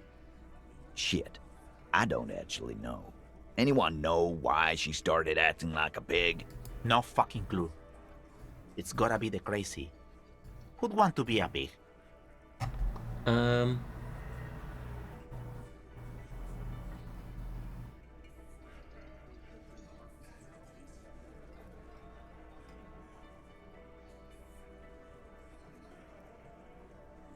Someone who wanted to set the world right before it ends? Ever think of that? No, I didn't. Because I'm not fucking stupid, Polizonte. Yeah, Carl. That's some pretty fucking weird shit to say. Pigs, level weird. But whatever gets you through the day. Where'd she get all her cop gear? Dunno. She lives by the water. Shit washes up all the time on the beach. Police paraphernalia doesn't just wash up on the coast, people. It's not like we dump it at night. She bought it, collected it. Well, thanks for helping us out on this one, Titus. No problem, old cop man. We take care of our mentally ill here in Martinez. Ain't that right, boys? Sure enough, we're the real heroes on these streets. I'll take off now. Right, well, that's that done. We have our gun. I should report that my gun and badge are back. Don't want the Inside, you see a the set of RCM to think levers, that I'm a still radio in trouble. microphone, This is Precinct 57. How may I assist you? Alice, this is Firewalker. Reconnect me to the 41st. Right. Please hold. 10-4, come in. Firewalker, over. Happy to report I found my badge, Jules. 10-4, sir, glad to hear that. I'll write down that there is no need to issue a new one to you then. Over. I've also successfully located my 9mm Villiers pistol. It's on me now. I won't lose it again. 10-4, sir, roger that, and very glad to hear it. I will make relevant changes to the report. That's all for now. Roger that, 10-10, over and out. Done. Okay. Good. Good. Holy shit, we're near to a new experience point. We can get another thought. Right, anything else I need to do here? And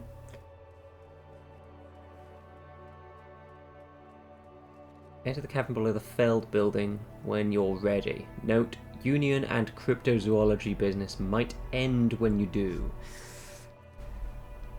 I love Jules' accent so much. Yeah, he's honestly, I love a lot of the accents in this game. They're all very varied but delightful in their own unique ways.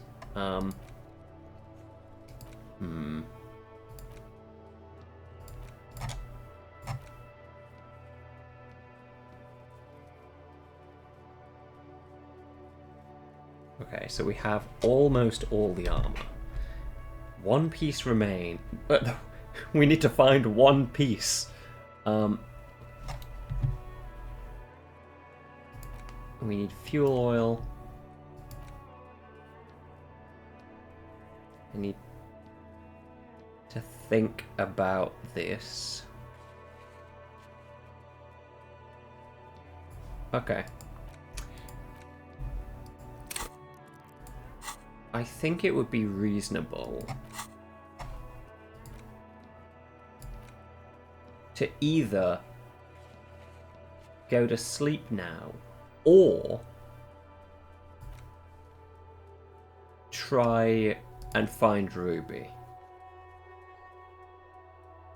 We have a gun, we do not have bullets. Oh no, I have 2 bullets. Oh! Well, that's useful.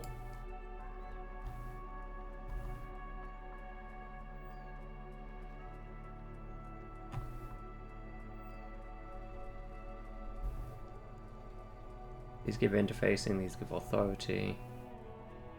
Pain threshold, volition, empathy. Anything give hand-eye coordination? I feel like one of my jackets did. Yeah, the pinball maker's coat. Okay.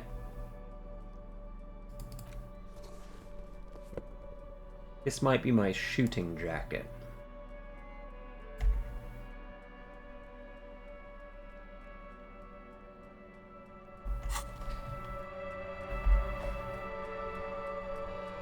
You know what, Kim? If we wait another day, something unexpected's gonna happen. Peepo Peepo. The Peepo Peepo stays on. Though, I should swap the glasses to one that gives me something better.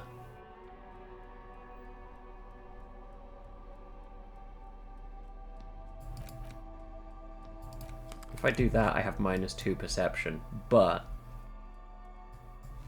I think that's fine.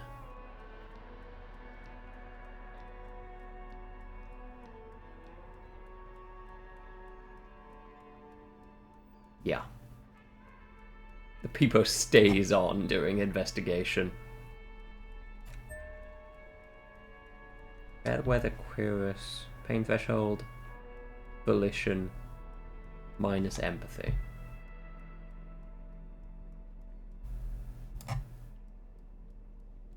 Oh, but with the jacket that cancels out, so it's kind of flat. That's not bad. And it gives me an extra point of morale.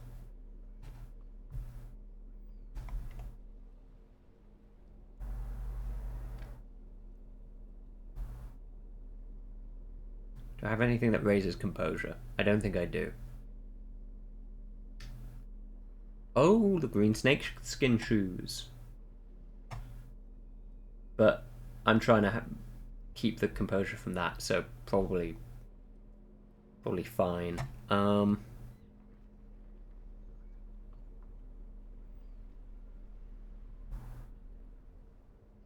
That's an authority hat, but I need my logic. I need to know. I need to be logical. Fuck it. Kim, we're doing a no-knock raid. It's nighttime. I feel like it's the only time we can do this.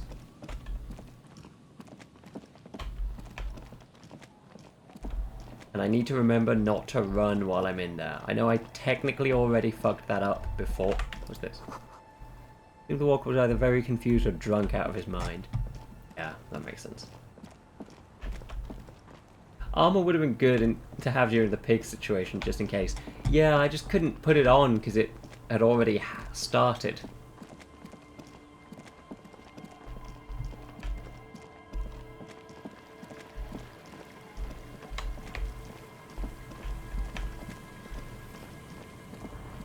Okay, Kim. Right. First, not that I'm going to do anything with it, but it feels like a pertinent time to save. Now, let's fucking go. You should take out your flashlight. Yes, I should.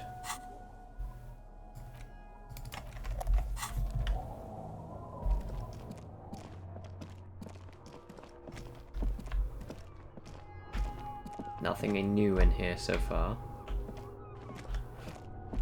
Okay.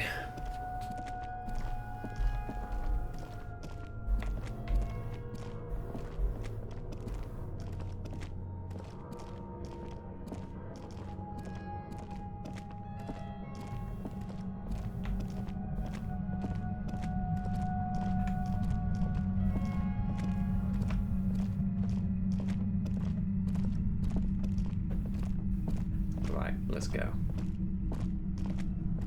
What's this? Concrete pipe buried in sand and dust. It feels strange.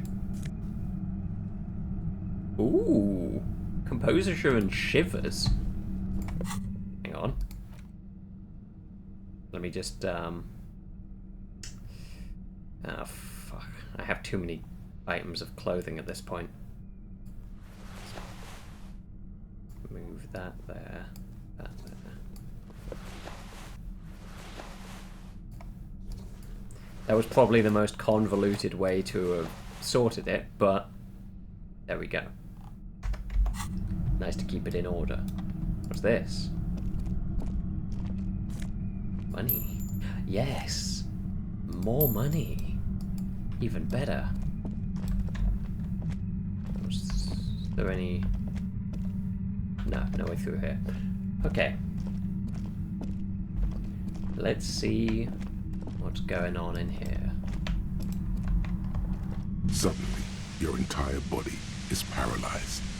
Aggressive white noise fills your skull. A strange pain, like you've never felt before. Through the static, you hear a woman's voice. Oh no. That's not good. It's like 1,000 radio stations are being blasted into your head all at once. But her words are the only ones you can make out. I know you're feeling pretty uncomfortable right now. Don't move too much or fight it. That'll just make it worse. Can't say it's a pleasure, officer. I was really hoping not to make your acquaintance. But here we are. As she says the word officer, you feel a spike in the agony. It sounds like the entire vehicle going past. Screaming okay, directly into your neural pathways. Uncovering my ears. Oh shit. No, buddy. That's not going to help. You can't shield yourself from this. It's an entirely new type of experience. Way worse than all the previous ones. Don't focus on the pain. Focus on doing your job. Tell her she's under arrest. Okay, you're under arrest. Really now? Check this out. You feel something in your chest. An unnatural pressure. It's this spreading isn't good. to your left arm. Your jaw. I'm guessing this is bad. Very, very bad. Try and remain conscious. And all you feel is pain and weakness. You have to surrender now. We all do. It gets so dark. You don't even see her face. Like you always thought you would. You only see pain and fear. Cop suffers final heart attack. A detective lieutenant of the RCM passed away yesterday. His death, though abrupt, did not come as a surprise to those who knew him. He was the heaviest drinker I'd ever met. Captain Ptolemy Price, the deceased superior officer, commented, "That ain't easy on the ticker." He loved his liquor, sure, said Detective Chester McLean, friend and colleague. But I think before he ever had a heart attack, his heart was broken. According to an official statement given by the RCM, the officer was on the brink of solving a murder case. Okay. Probably for the best that I did save. Let's go to Frit.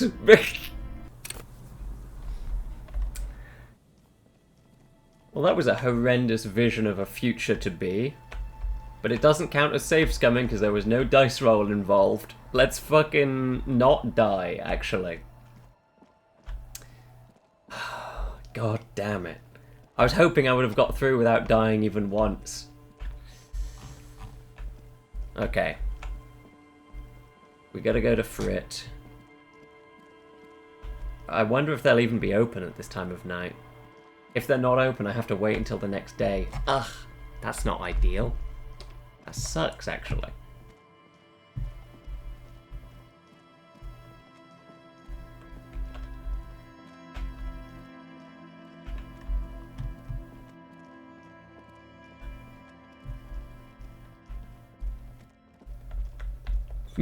Nobody's Nerf Act.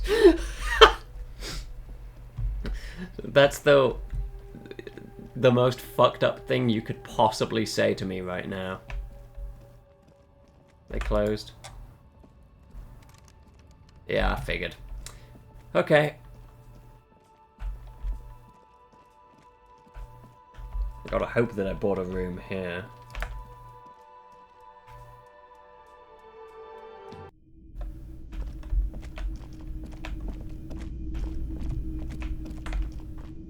Well, that's ominously quiet. Don't love that.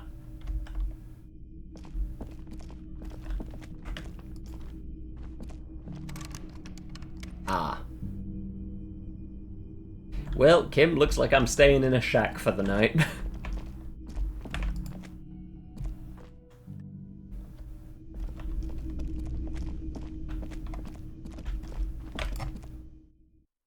And in this one instance, I don't do it often, but I will fast travel there.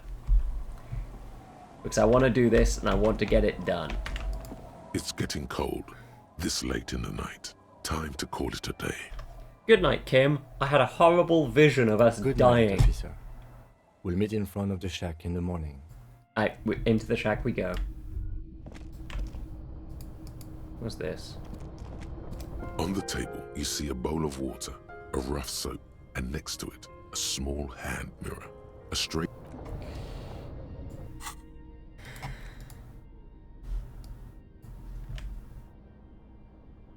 No wah at night anyway. Exactly. What's the point? Also, I've seen my face in this badge. I think now is a reasonable time in world for me to look in the mirror.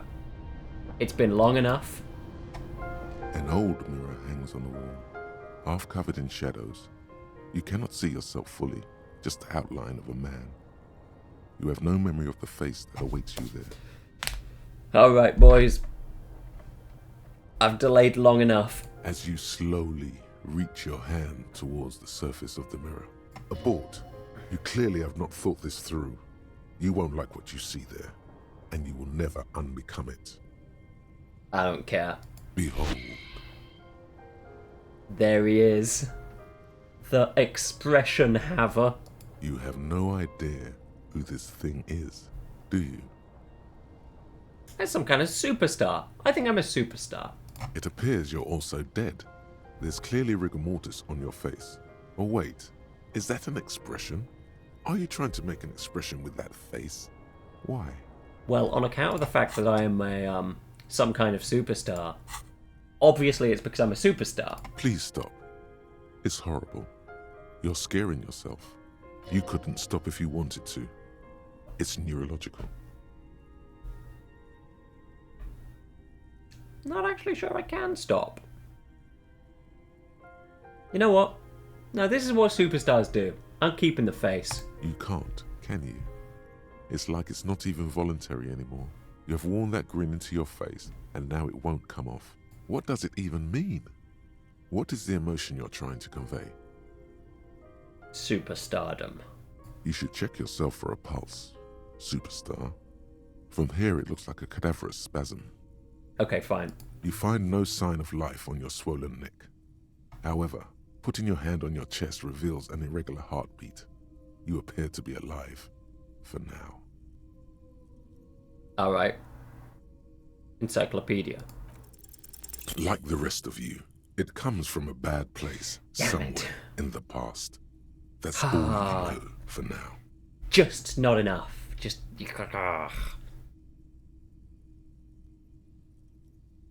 Okay, electrochemistry. Let's attempt to stop the expression from happening. No, you know what? I have electrochemistry outfits. I think. I feel. I should. Perhaps. Oh, I'm already wearing it. And... oh? The silk party robe?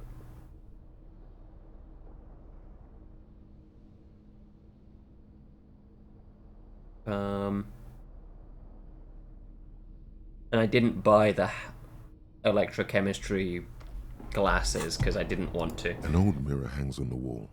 You see the reflection of your face in Yep, it. still 3%. Fuck it. Expression. We win. It's too late. Damn it. Like an image Just on film. Just the off. Expression belongs to your primary motor cortex. It would take a minor neurological miracle for you to cease producing it. Okay. Well, that's not what I wanted to hear. Okay. Make sure everything good is back on. I didn't even swap out of any of those things. Cool. We sleep. The bed is comforting, if a bit run down. Still, you've earned a rest. Let's go. The place feels almost like home now. Quiet and dignified around you. A new life by the seaside. You're incredibly tired. The darkness and warmth come fast. You're falling asleep. Alright. It's easier this time. Drifting off, your head has found a comfortable indent in the pillow. Your legs and your torso feel like lead weights sinking to the bottom of the sea. Until there's suddenly light. This respite. You've earned it, brother. Bask in the darkness. Let it swallow you up and swivel you around while you forget everything you've managed to remember. Is this the last dream? No, this is the one before that. We'll just keep cycling it for you if you don't mind. As long as we can. Spin it like black yarn. Enjoy it while it lasts. Thank you, darkness. Thank you. You're welcome, Harry boy. You earned it. Fall into a deep, uninterrupted sleep. After centuries of darkness, the alarm rings. But what's this? You actually feel rested. There's no time to cuddle with your pillow, however, or as much as shiver from the cold. The world awaits. Go. Okay, Volition, let's go. Open our eyes.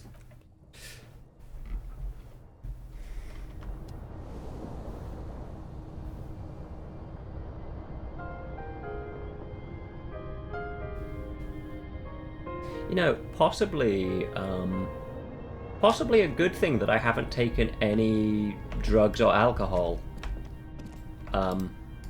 at all during this playthrough. What's up, Kim? Alright. We're going to matinees.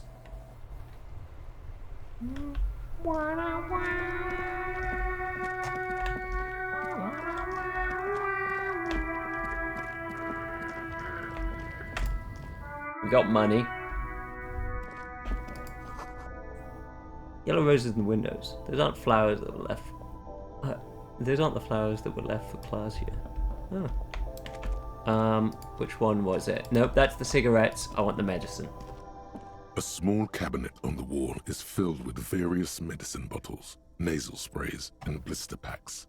They all bear the Saint Baptiste Pharmaceutics logo. Cheaper to buy Dramamine. Okay, here. I hope Saint Baptiste makes you feel better or something. Okay, here. I hope Saint Baptiste makes you feel better or something. Okay, here. 3. I hope Saint Baptiste makes you feel better or something. Okay, there we go. We're stocked up. We're ready. Stocking and rocking, ready to go. Let's go and not die this time. I can't fast travel now. It started already.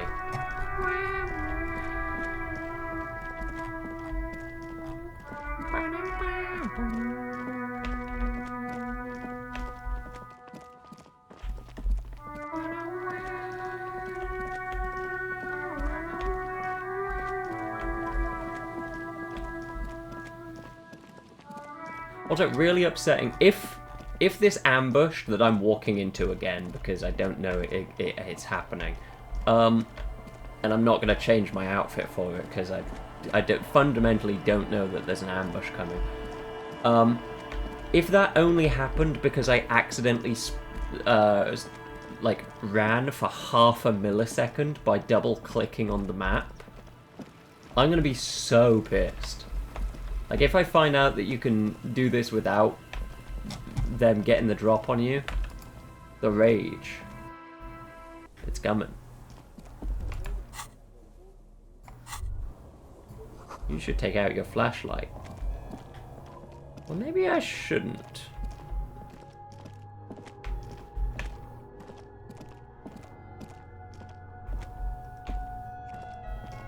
Maybe I shouldn't take out my flashlight.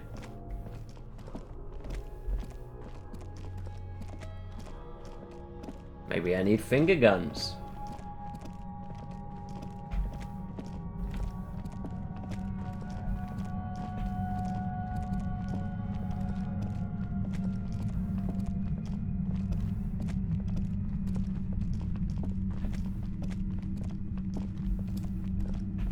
Okay, we're back here, back to where we were, do exactly what I did. Concrete pipe buried in sand and dust. Paula Anorak. Money. Money. Okay.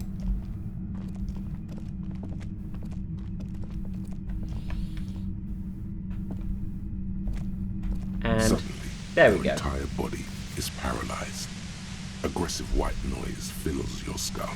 A strange pain, like you've never felt before.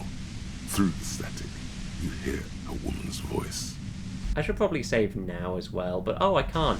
Cool. It's like 1,000 radio stations are being blasted into your head all at once. It's fine, I'll Her just words not are the die this only time. ones you can make out. I know you're feeling pretty uncomfortable right now. Don't move too much or fight it. That'll just make it worse. Can't say it's a pleasure, officer. I was really hoping not to make your acquaintance. But here we are. As she says the word officer, you feel a spike in the agony. It sounds like the entire radio frequency range is screaming directly into your neural pathways. I'm gonna do the exact same shit and cover my ears. No, buddy, that's not going to help. You can't shield yourself from this. It's an entirely new type of experience. Way worse than all the previous ones. Don't focus on the pain. Focus on doing your job. Tell her she's under arrest. I trust Felician with every single part of myself.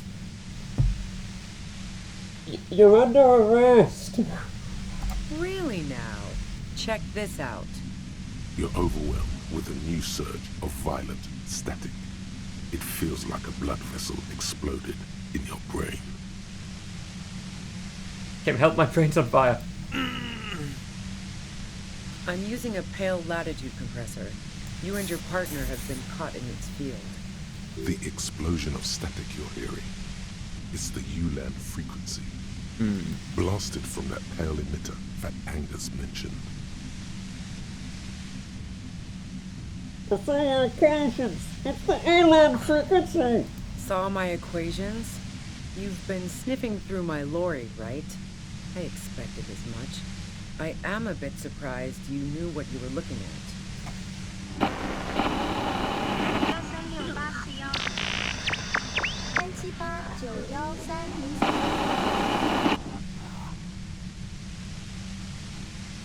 I keep my eyes on Ruby. A pale latitude compressor is used to sort of make the pale more manageable. With a lot of these, you can force a radio signal grid on the pale, literally crunch the distance across it. Signals are relayed across a series of repeater stations fixed to buoys. Not a fun job manning those stations. All alone out there in the pale, people lose their minds in just a few years.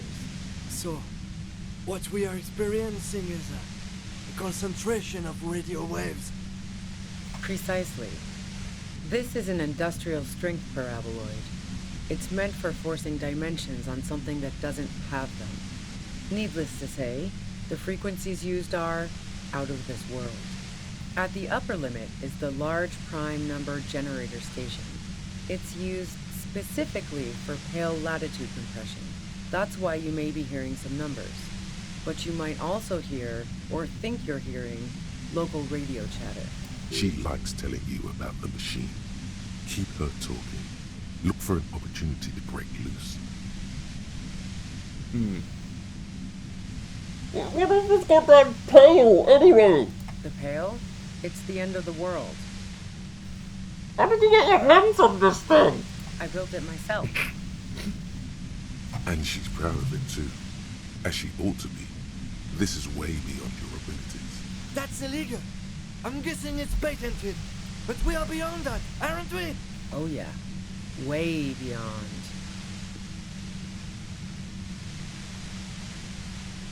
Have you experienced the compressor yourself? Yeah, I stuck my head in there before using it on you. It seemed like the ethical thing to do. Can't say that I enjoyed it. The field was weaker, but I can imagine what you're going through. Will I stay like this forever? No. Once I shut down the compressor, the pain will end. It may take a few minutes for you to steady yourself, though. It's a bit like waking out of a very confusing dream.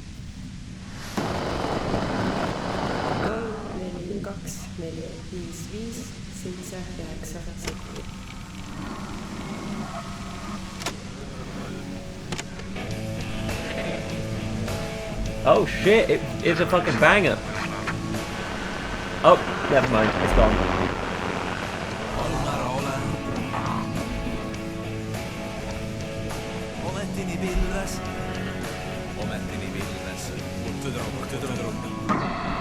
Oh, that was good music. Why did you have to turn it off?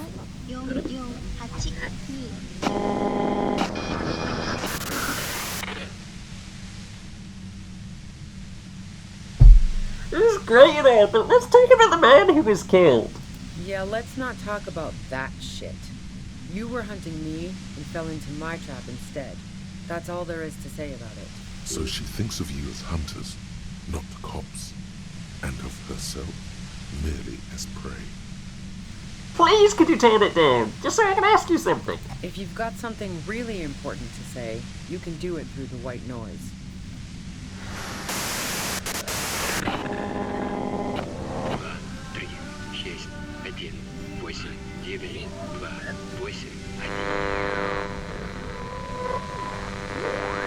You're looking for a deal on mattress.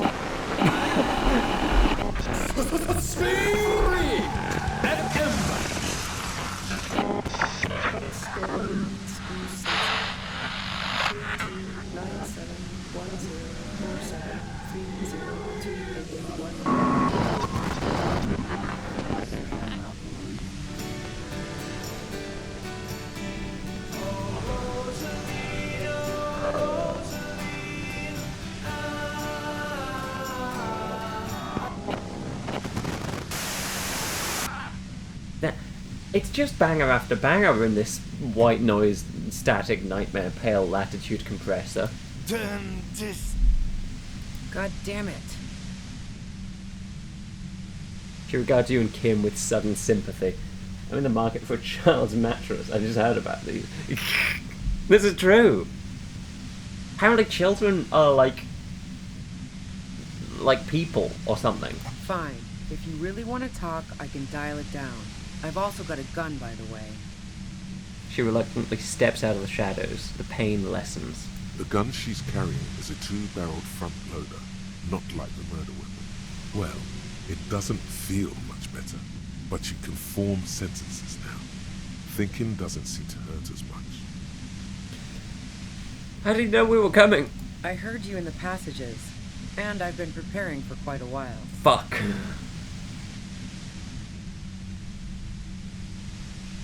By hiding bullets under the floorboards? So you found my shack, huh? I'm not surprised. Her tone is bitter. She thinks she's been betrayed. She didn't rat you out, by the way. Isabel, the washerwoman. So nice. That's one knife I didn't want to find to my back. Preparing for the worst? I was. Before I caught you in the pale latitude compressor. I'm fine now. That's her admitting the bullet was an emergency exit. Did you shoot Lily? No, I didn't do it. I only helped stage the lynching, though I doubt that makes much of a difference to you. Who ratted me out, by the way? Was it Titus? No, he wouldn't have broken first.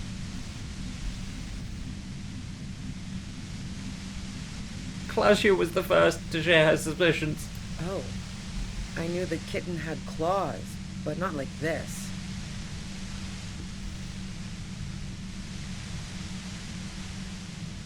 We arrested her. Consider yourself avenged. Oh, I wouldn't have wished that upon her. The girl was playing some dangerous games, but even with what she did to me, I wouldn't have wished that upon her. She had some pretty messed up people after her. She's going to come out of that meat grinder a different person. If she comes out at all. But Klausia couldn't have known I was here. How did you?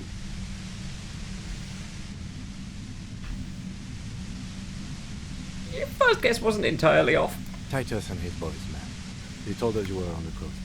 Even now, Kim is a paragon of professionalism. He is trying to make a clean cut of telling her she was betrayed. Well, fuck. Those guys liked me, I know it. If this is what happens to people whom people like... A dull despair is creeping into her voice. How the fuck do the rest of you get by? Wait, wasn't it you who called me a human can opener? Not personal, I opened them up. I did, didn't I? Now you've come for me. Fuck them all the same. That did make her forgive them. A little.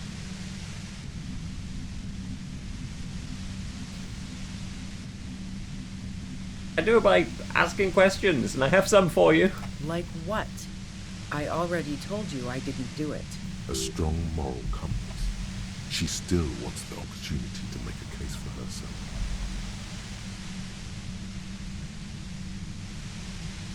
Do you have an alibi for when Lely was shot? Man, I was with the boys the whole night. I hope they at least bothered to impress that upon you. There were 10 minutes they couldn't account for. You mean the length of a toilet break? That wouldn't even have been enough time. Our investigation has shown that 15 minutes was just enough time to commit the murder. Wow. Now I'm curious. Please, explain. Play pinball much? No. Not since I was 14 and hanging out in the only diner in Dardun. Haven't been into low-risk, no-reward games since moving to the city. Why?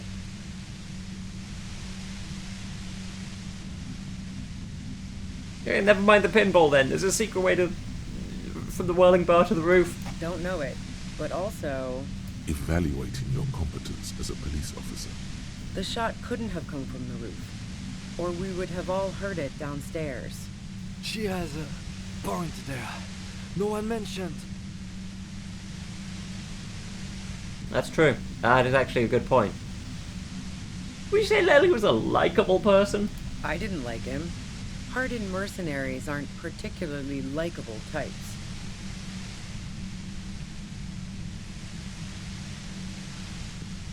Anything more personal that you had against him? Perhaps his way with women? You think I was envious of his conquests? Look, pussy's not a problem for me. And definitely not a reason to off someone. Did you feel protective of the Union? Yeah, sure. And I didn't like Wild Pines sending in those foreign hirelings. Me and a fuck ton of other people around here. Also, just as a kind of pause moment, this thing really do exactly 3 damage to my goddamn health?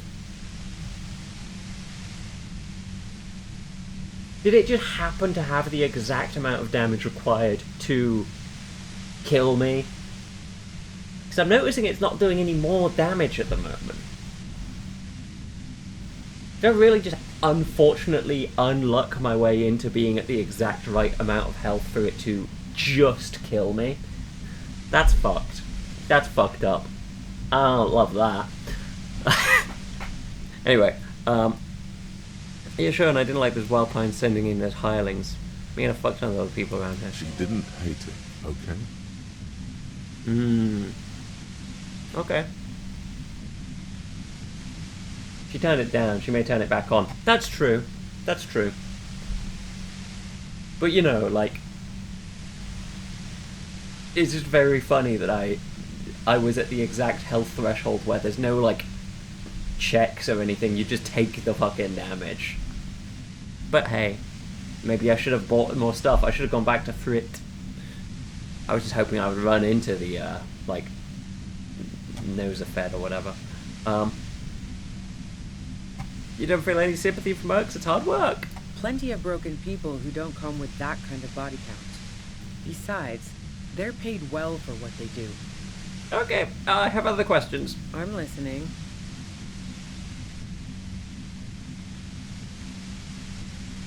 You liked Claudia a lot. I considered her a good friend, yeah. Are you a girl like her?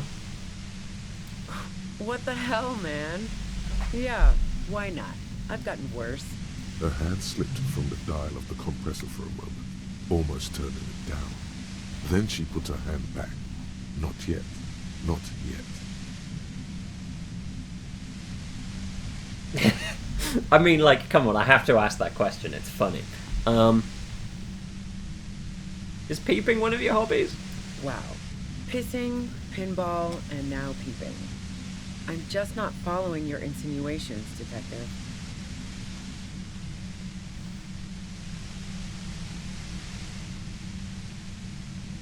Just a hole in Claudia's wall is pretty suspicious.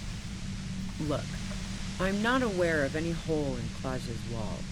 And if I had been, I would have told her to get it sealed. That's what friends do. So you haven't been watching Claudia through a hole in the wall? Nope.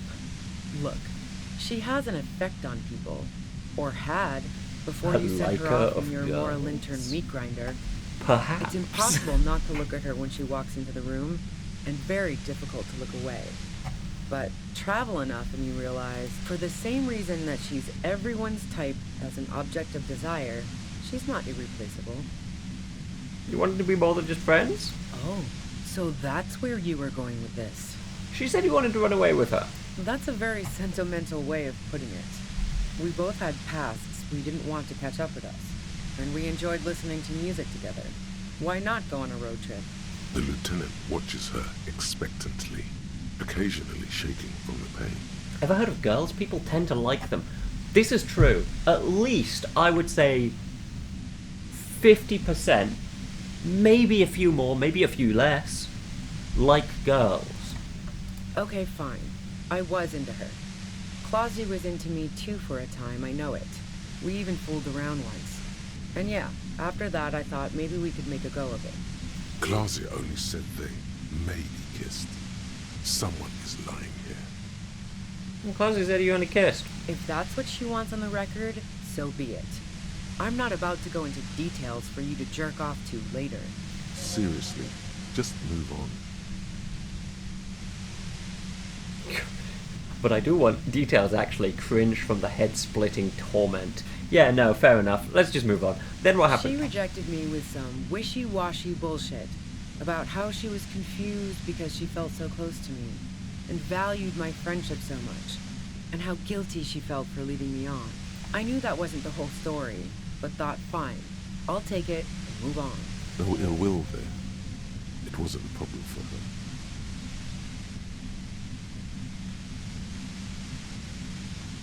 Claudia said you got very angry when she started seeing Lily, threatened her.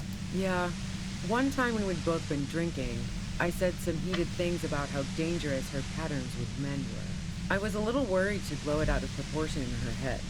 All the drugs she was doing can make you feel like you're living in a DeLorean tragedy. And despite everything you helped her by staging the lynching? Yeah, the girl seemed terrified. The merc was beyond caring what happened to his mortal coil. It was a no-brainer. There are other things I ask about. Go ahead. It's your body. And mine too, he thinks. But keep on. This must be done. You have a gun. And? See, it's a front loader. Do you have another gun somewhere? Sure don't. A breech loader? No. This is such a wipeout.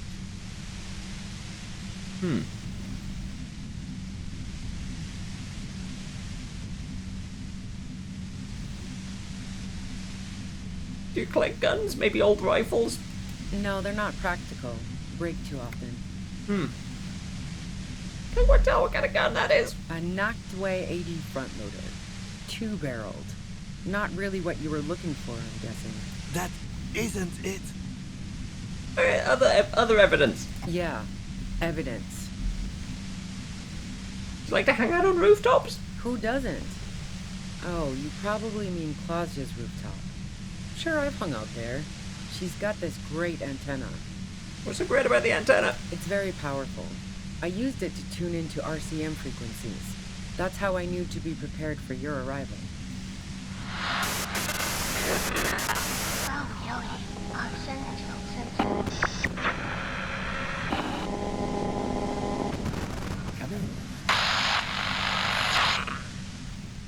Is that the only reason you hung out on the roof? The view's pretty bomb, too. But you might say the antenna was the main attraction there, yeah. Along with Clausia. Okay, are you sure you didn't shoot the Merc from the roof? Yes, I'm sure. And anyway, as I said before, the shot had to have come from afar. You're running drugs for the Union. I've been through your lorry.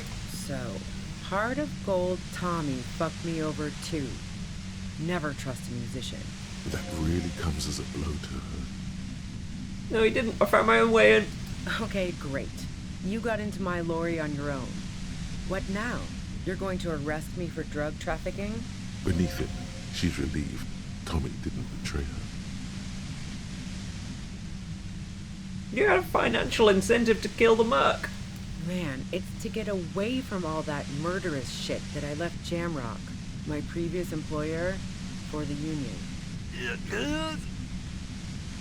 She deliberately avoided naming the mob she worked for. You might be able to find this out later. I got lucky being a dispatcher. Never had to do any of the really dirty work myself. This gun has only been used for self-defense against serious scum. Yeah, but you're threatening us with it now. Based on what I've heard about you, you are serious scum. Okay, let's take a step back. Yeah? Where?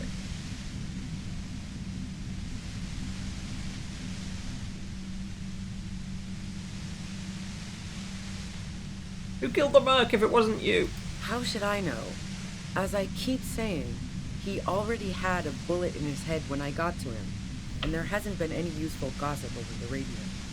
Those rings around her eyes, her tired voice. She's been staying up late, listening in on the conversations crisscrossing Martinez. Police radio? You've been following the case? Who hasn't? You know, I can still see him there, in Clausia's room, lying on his side. He was still warm, but the bluish light coming through the broken window made him look as though he'd been dead for a good long while. What happened Sunday night? Tell me your version. She eyes you warily, as though gauging your sincerity. It's okay. We just want to... All right, don't kill yourself over it. I was shooting the shit with Hardy and the boys over a few beers, like always. Then Clausia comes in, all pale and shuddering. She sits down with a drink, trying to steady her nerves. So I grab a seat next to her. Did she also seem high to you? Oh yeah, super. But I didn't think too much of it at first. I'd seen her party hard before. Clausia said you knew something was wrong immediately. No, I really didn't. She's not that easy to read. I just assumed she'd done too much blow. It wouldn't be a first for her. But no such luck. She was in some deep shit. She asked me to come upstairs. The Merc she'd been going with was lying on the bedroom floor, dead. I knew she couldn't get the authorities involved, so yeah. You made it look like he'd been hanged.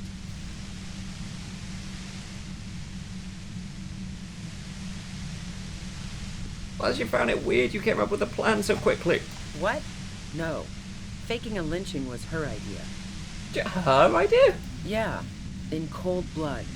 It really surprised me how quickly she was able to get a hold of herself once we got up there. It was like she was another person. The party girl was gone. Maybe for the best that I arrested her.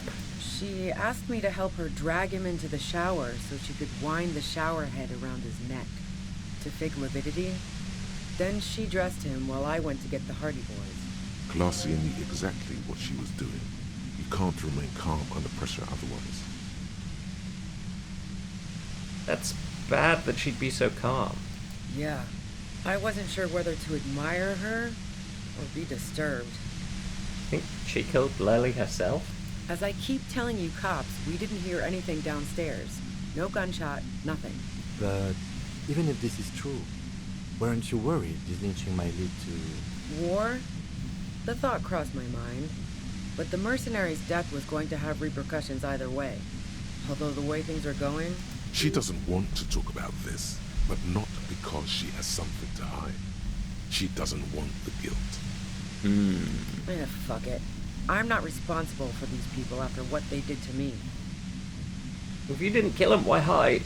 I saw you roll into town. I wasn't about to stick around for questioning by a goddamn La Puta Madre agent. So this is what she was scared to tell Titus. This cop. What do you mean La Puta Madre agent? Yes, you. Everyone says you're his peon, his human can opener. Through the sudden sharp pain in your head, you hear the lieutenant mumble There we go. something to Another himself. point of damage. Fucking hell. And why me? You hear through the white noise. It's especially bad suddenly. Felt like a vein exploded. Who's everyone? Why do you know this? Everyone in Jamrock. The cops, the criminals. Why do you think I'm holed up in here with a goddamn death ray waiting for you? If she knows that about you, she must know your real name too. I already know my real name, but...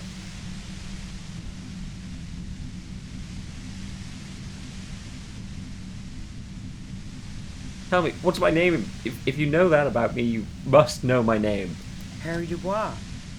One corrupt motherfucker with the disco pants and a funny tie. Agent to La Puta Madre. So she knows your name.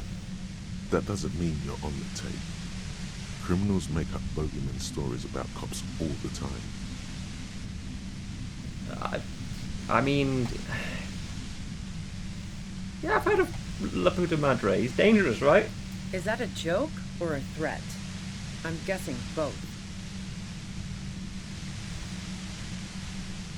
I'm sorry, I'm supposed to know about all this, but I recently lost my memory. Yeah, sure. She doesn't believe you. I'm sure La Puta Madre himself will explain it all to you soon enough. What did you do to this Madre anyway? You've been to my lorry. You think the biggest player in Jamrock appreciates competition? And now I have Harry Can Opener in my lair. Fucking Titus. Wait, one thing. Possibly small, but she said you rolled into town. Was that you singular or plural?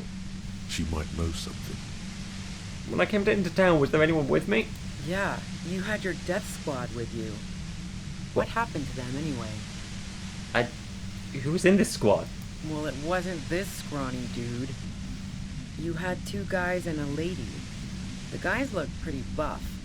Lady wasn't bad either. What else can you tell me?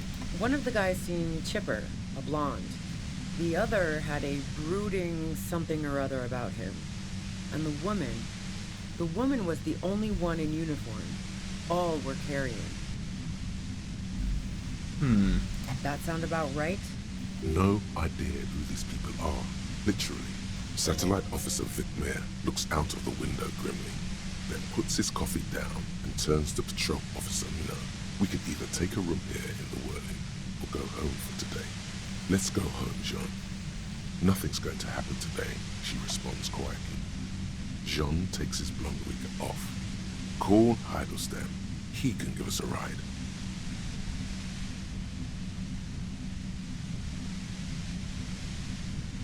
I think I know them. They're in Martinez.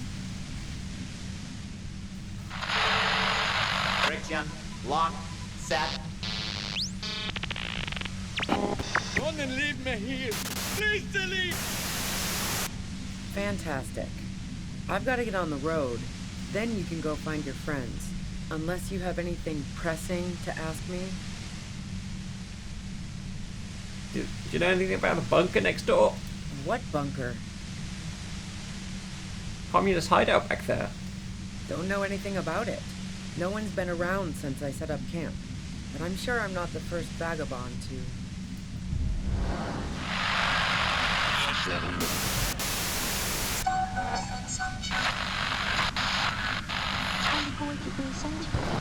Keep calm. Breathe in.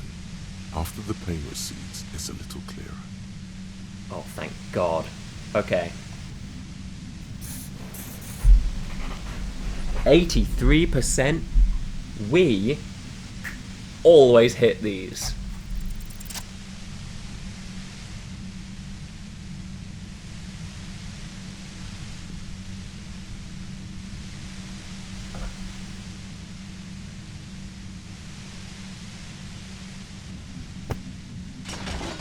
You did it.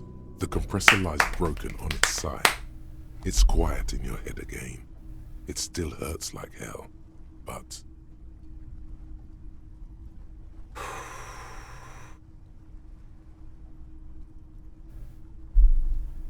Man, it feels so quiet without the static.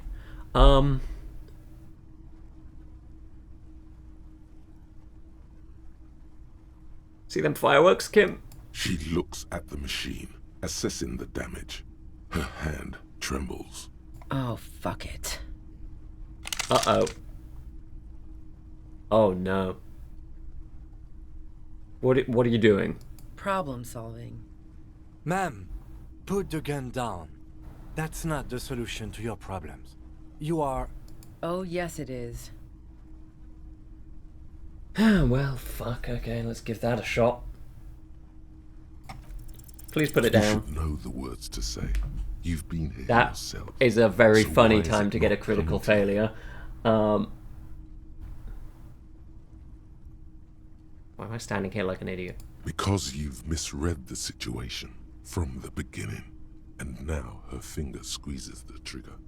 Come on, one idea. I need one idea. No, wait. Finally, it comes to you. A way to connect with her. Oh no. I know your pain. I've been let down by women too. Yeah, okay. She flashes you an incredulous grin. Then she exhales sharply, shakes her head, and pulls the trigger. You watch as her brains trickle out through her neon hair. Oh God. Fuck. Damn, I didn't really want that to happen. But I'm not the kind to save scum, so... This is unfortunately the present we live in. Get a hold of yourself. He needs your support now, too.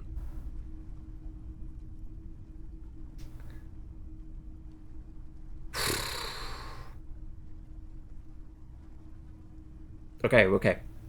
I trust Volition. What do we do now? We clean up. It may take days for processing to pick up her body. We need to move it somewhere. That tent there. Okay.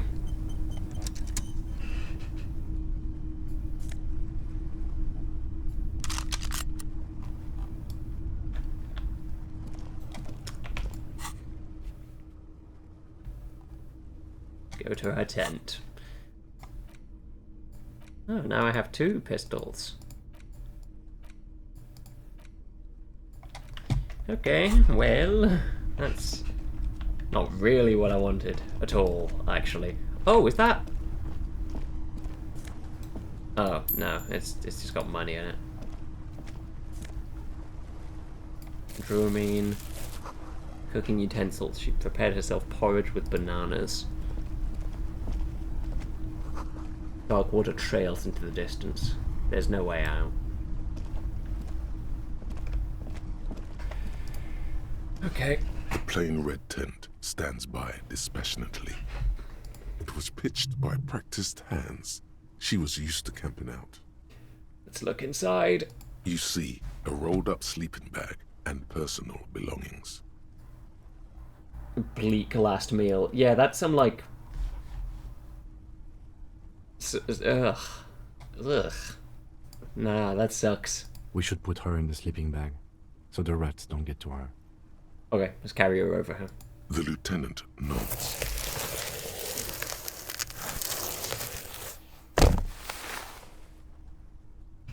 There she lies, cocooned in the sleeping bag, surrounded by empty cigarette packs, books, and half-read magazines. Magazines? You should look through them. Sift through the books and magazines. Assorted soft covers, mostly pulp horror. A motor carriage lies buried in the snow on one cover. On another, a ghost airship. You also see a collection of radio enthusiast magazines. See anything? I'll sift through them. Rager Monthly, Journal of Material Science. More Technological Digest. One of the magazines doesn't have images on the cover. It's not a magazine. It's a leather notebook. Notebook. You pocket the worn brown leather journal. She watches by, motionless. We should read this immediately, like right now. Okay. Well-loved journal with a brown leather cover, brand name Schneller embossed on the back. It seemed to have served as a loyal friend to a lonely traveller. A thick journal. The cover is worn like someone used to carry it around in their back pocket. Examine the cover. It's made of full-grain leather. The lower left corner of the back cover sports an embossed brand name, Schneller. Schneller is a stationery brand from Gottwald, beloved among architects and engineers. Thank God I have my logic glasses on, so I can generate money from thinking. She had good taste, and must have taken what she recorded here seriously. Let's unwind the strap. The journal falls open. About 2/3 of its ruled pages have been filled. Study the handwriting. The large cursive of someone who writes quickly and confidently, perhaps too confidently. Many phrases and even paragraphs have been crossed out, with tiny corrections scrawled above and in the margins. Let's flip through the pages. It's a mix of logistical notes, diagrams, and personal reflections, all dated. We could learn a lot from this. What kind of logistics? Hard to tell exactly. It's mostly noted down in code. Looks like contact information, quantities, directions. So, am I not mistaken? I just need to check, because my dashboard has a little area where I can see when Scrench comes online. Did they come online and then uncome online? Oh, but they're online again. Okay, got it. Cool. Just checking. There could be useful information about local operations in those notes. We have a junior sergeant at my station who's good with codes. I can give this to her after we finish this. Professionalism is his coping mechanism. Oh, poor guy. What are the diagrams of? Esoteric radio technology. The most recent ones probably pertain to the latitude compressor, sketches, calculations of distance and density. You make out a familiar spiral shape. Anything personal? Short, wry observations of people and places. Probably a way to pass the time on the road. Also, what appears to be attempts to sort through some difficult decisions. There are a few passages with many questions in them. The way some of those question marks trail off into ellipses. She was going through a tough time. Staff issues. Always tough on the leadership. You smell traces of betrayal. How far back do the entries go? The first entry is from August 2nd of last year. It reads simply, I know my position is precarious. All I can do is make myself as useful as I can while looking for a way out. Remember, no one is indispensable. What did she write the day Lely died? Nothing on March 4th. March 5th, though. Well, that's bound to come back and bite me in the ass. I'm bad at this. Loyal to a fault. But that's another matter entirely. You have no idea what she means. These are personal notes. Don't expect to understand all of it. What about La Puta Madre? That name isn't mentioned as far as you can tell. Small wonder. Would you talk about La Puta Madre in your journal? You do see an M, though. La Puta Madre. M is mentioned on March 9th and March 15th. Let's read March 9th first. Great. M's peon is coming to town, no doubt to investigate the lynching.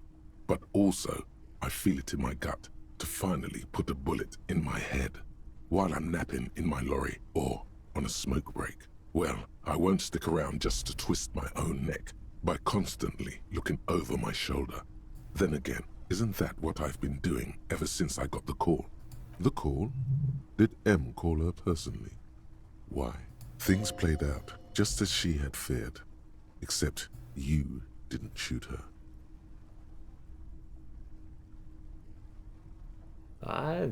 This is not me. I wouldn't do something like that. Maybe it's the old you.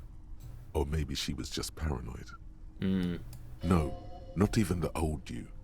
No you would do that. Read the entry from March 12th. Been holed up here for 3 days now. I'm used to being alone and all, but I don't know when I'll be able to leave, or if I'll be ratted out. They will rat me out, of course. I've made it a point to believe in the best in people, the boys, for example. But experience tells me, did M feel truly betrayed by me? I was feeling threatened. He'd have to know if he threatened people, they'd take measures to protect themselves. Even I know that. Economic measures first of all. Gotta make a living, right?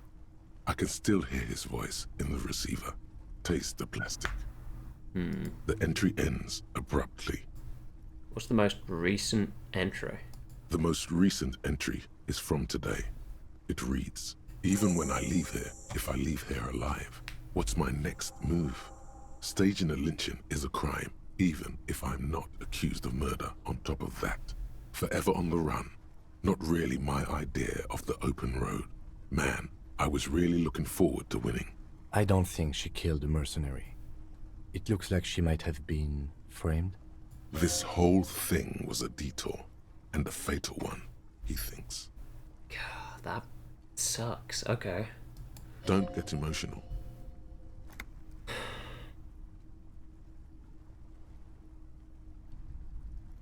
What do you mean framed? By the Hardy Boys, by Glacier, by us. Kim, am I really a La Puta Madre agent? No, I don't think you are. Ask someone in your precinct if you want to be sure. He truly does not believe you are. Perhaps he shouldn't be so trusting. His trust is well placed. You aren't. You can feel it. And who do you think killed the Merc? Glacier was the one who pointed the finger at Ruby. Perhaps she was trying to steer us away from herself, or... But no one heard the shot. Maybe she had an accomplice. Either way, we should go back to the Whirling, see if we can find out more about her time there. One thing is for certain. We have business back in the Whirling and Rags. Questions to ask. We should get to it. Damn. Okay.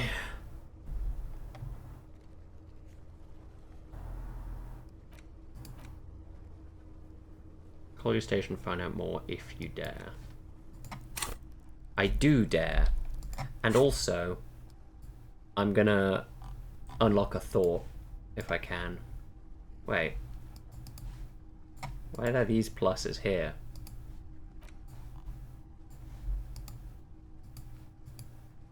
Oh, maybe there's like a thing that gives you more thoughts, or maybe that's like intelligence based or something.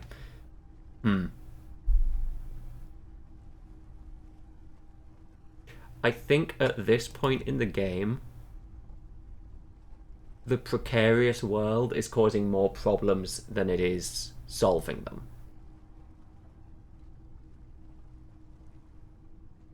So...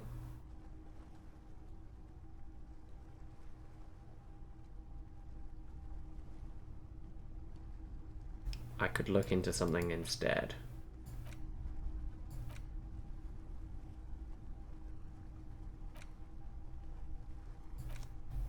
Yeah.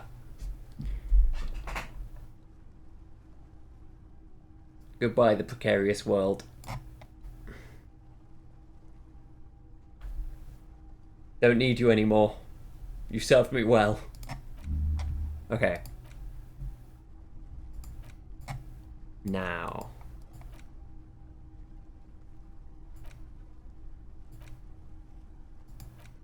Anna Van Eyck, +1 interfacing.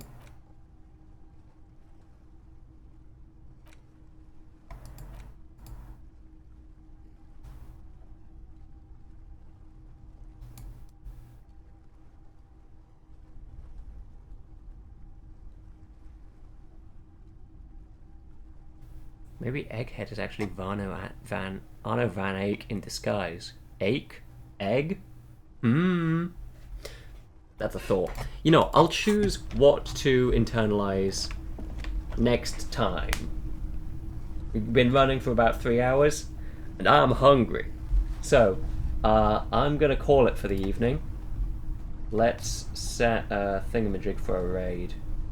Because Scrench is online, baby. Traditional Scrench.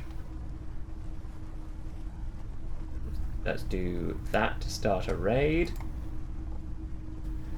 God, what a sad ending to a session. We'll find more. Well, I'll continue this.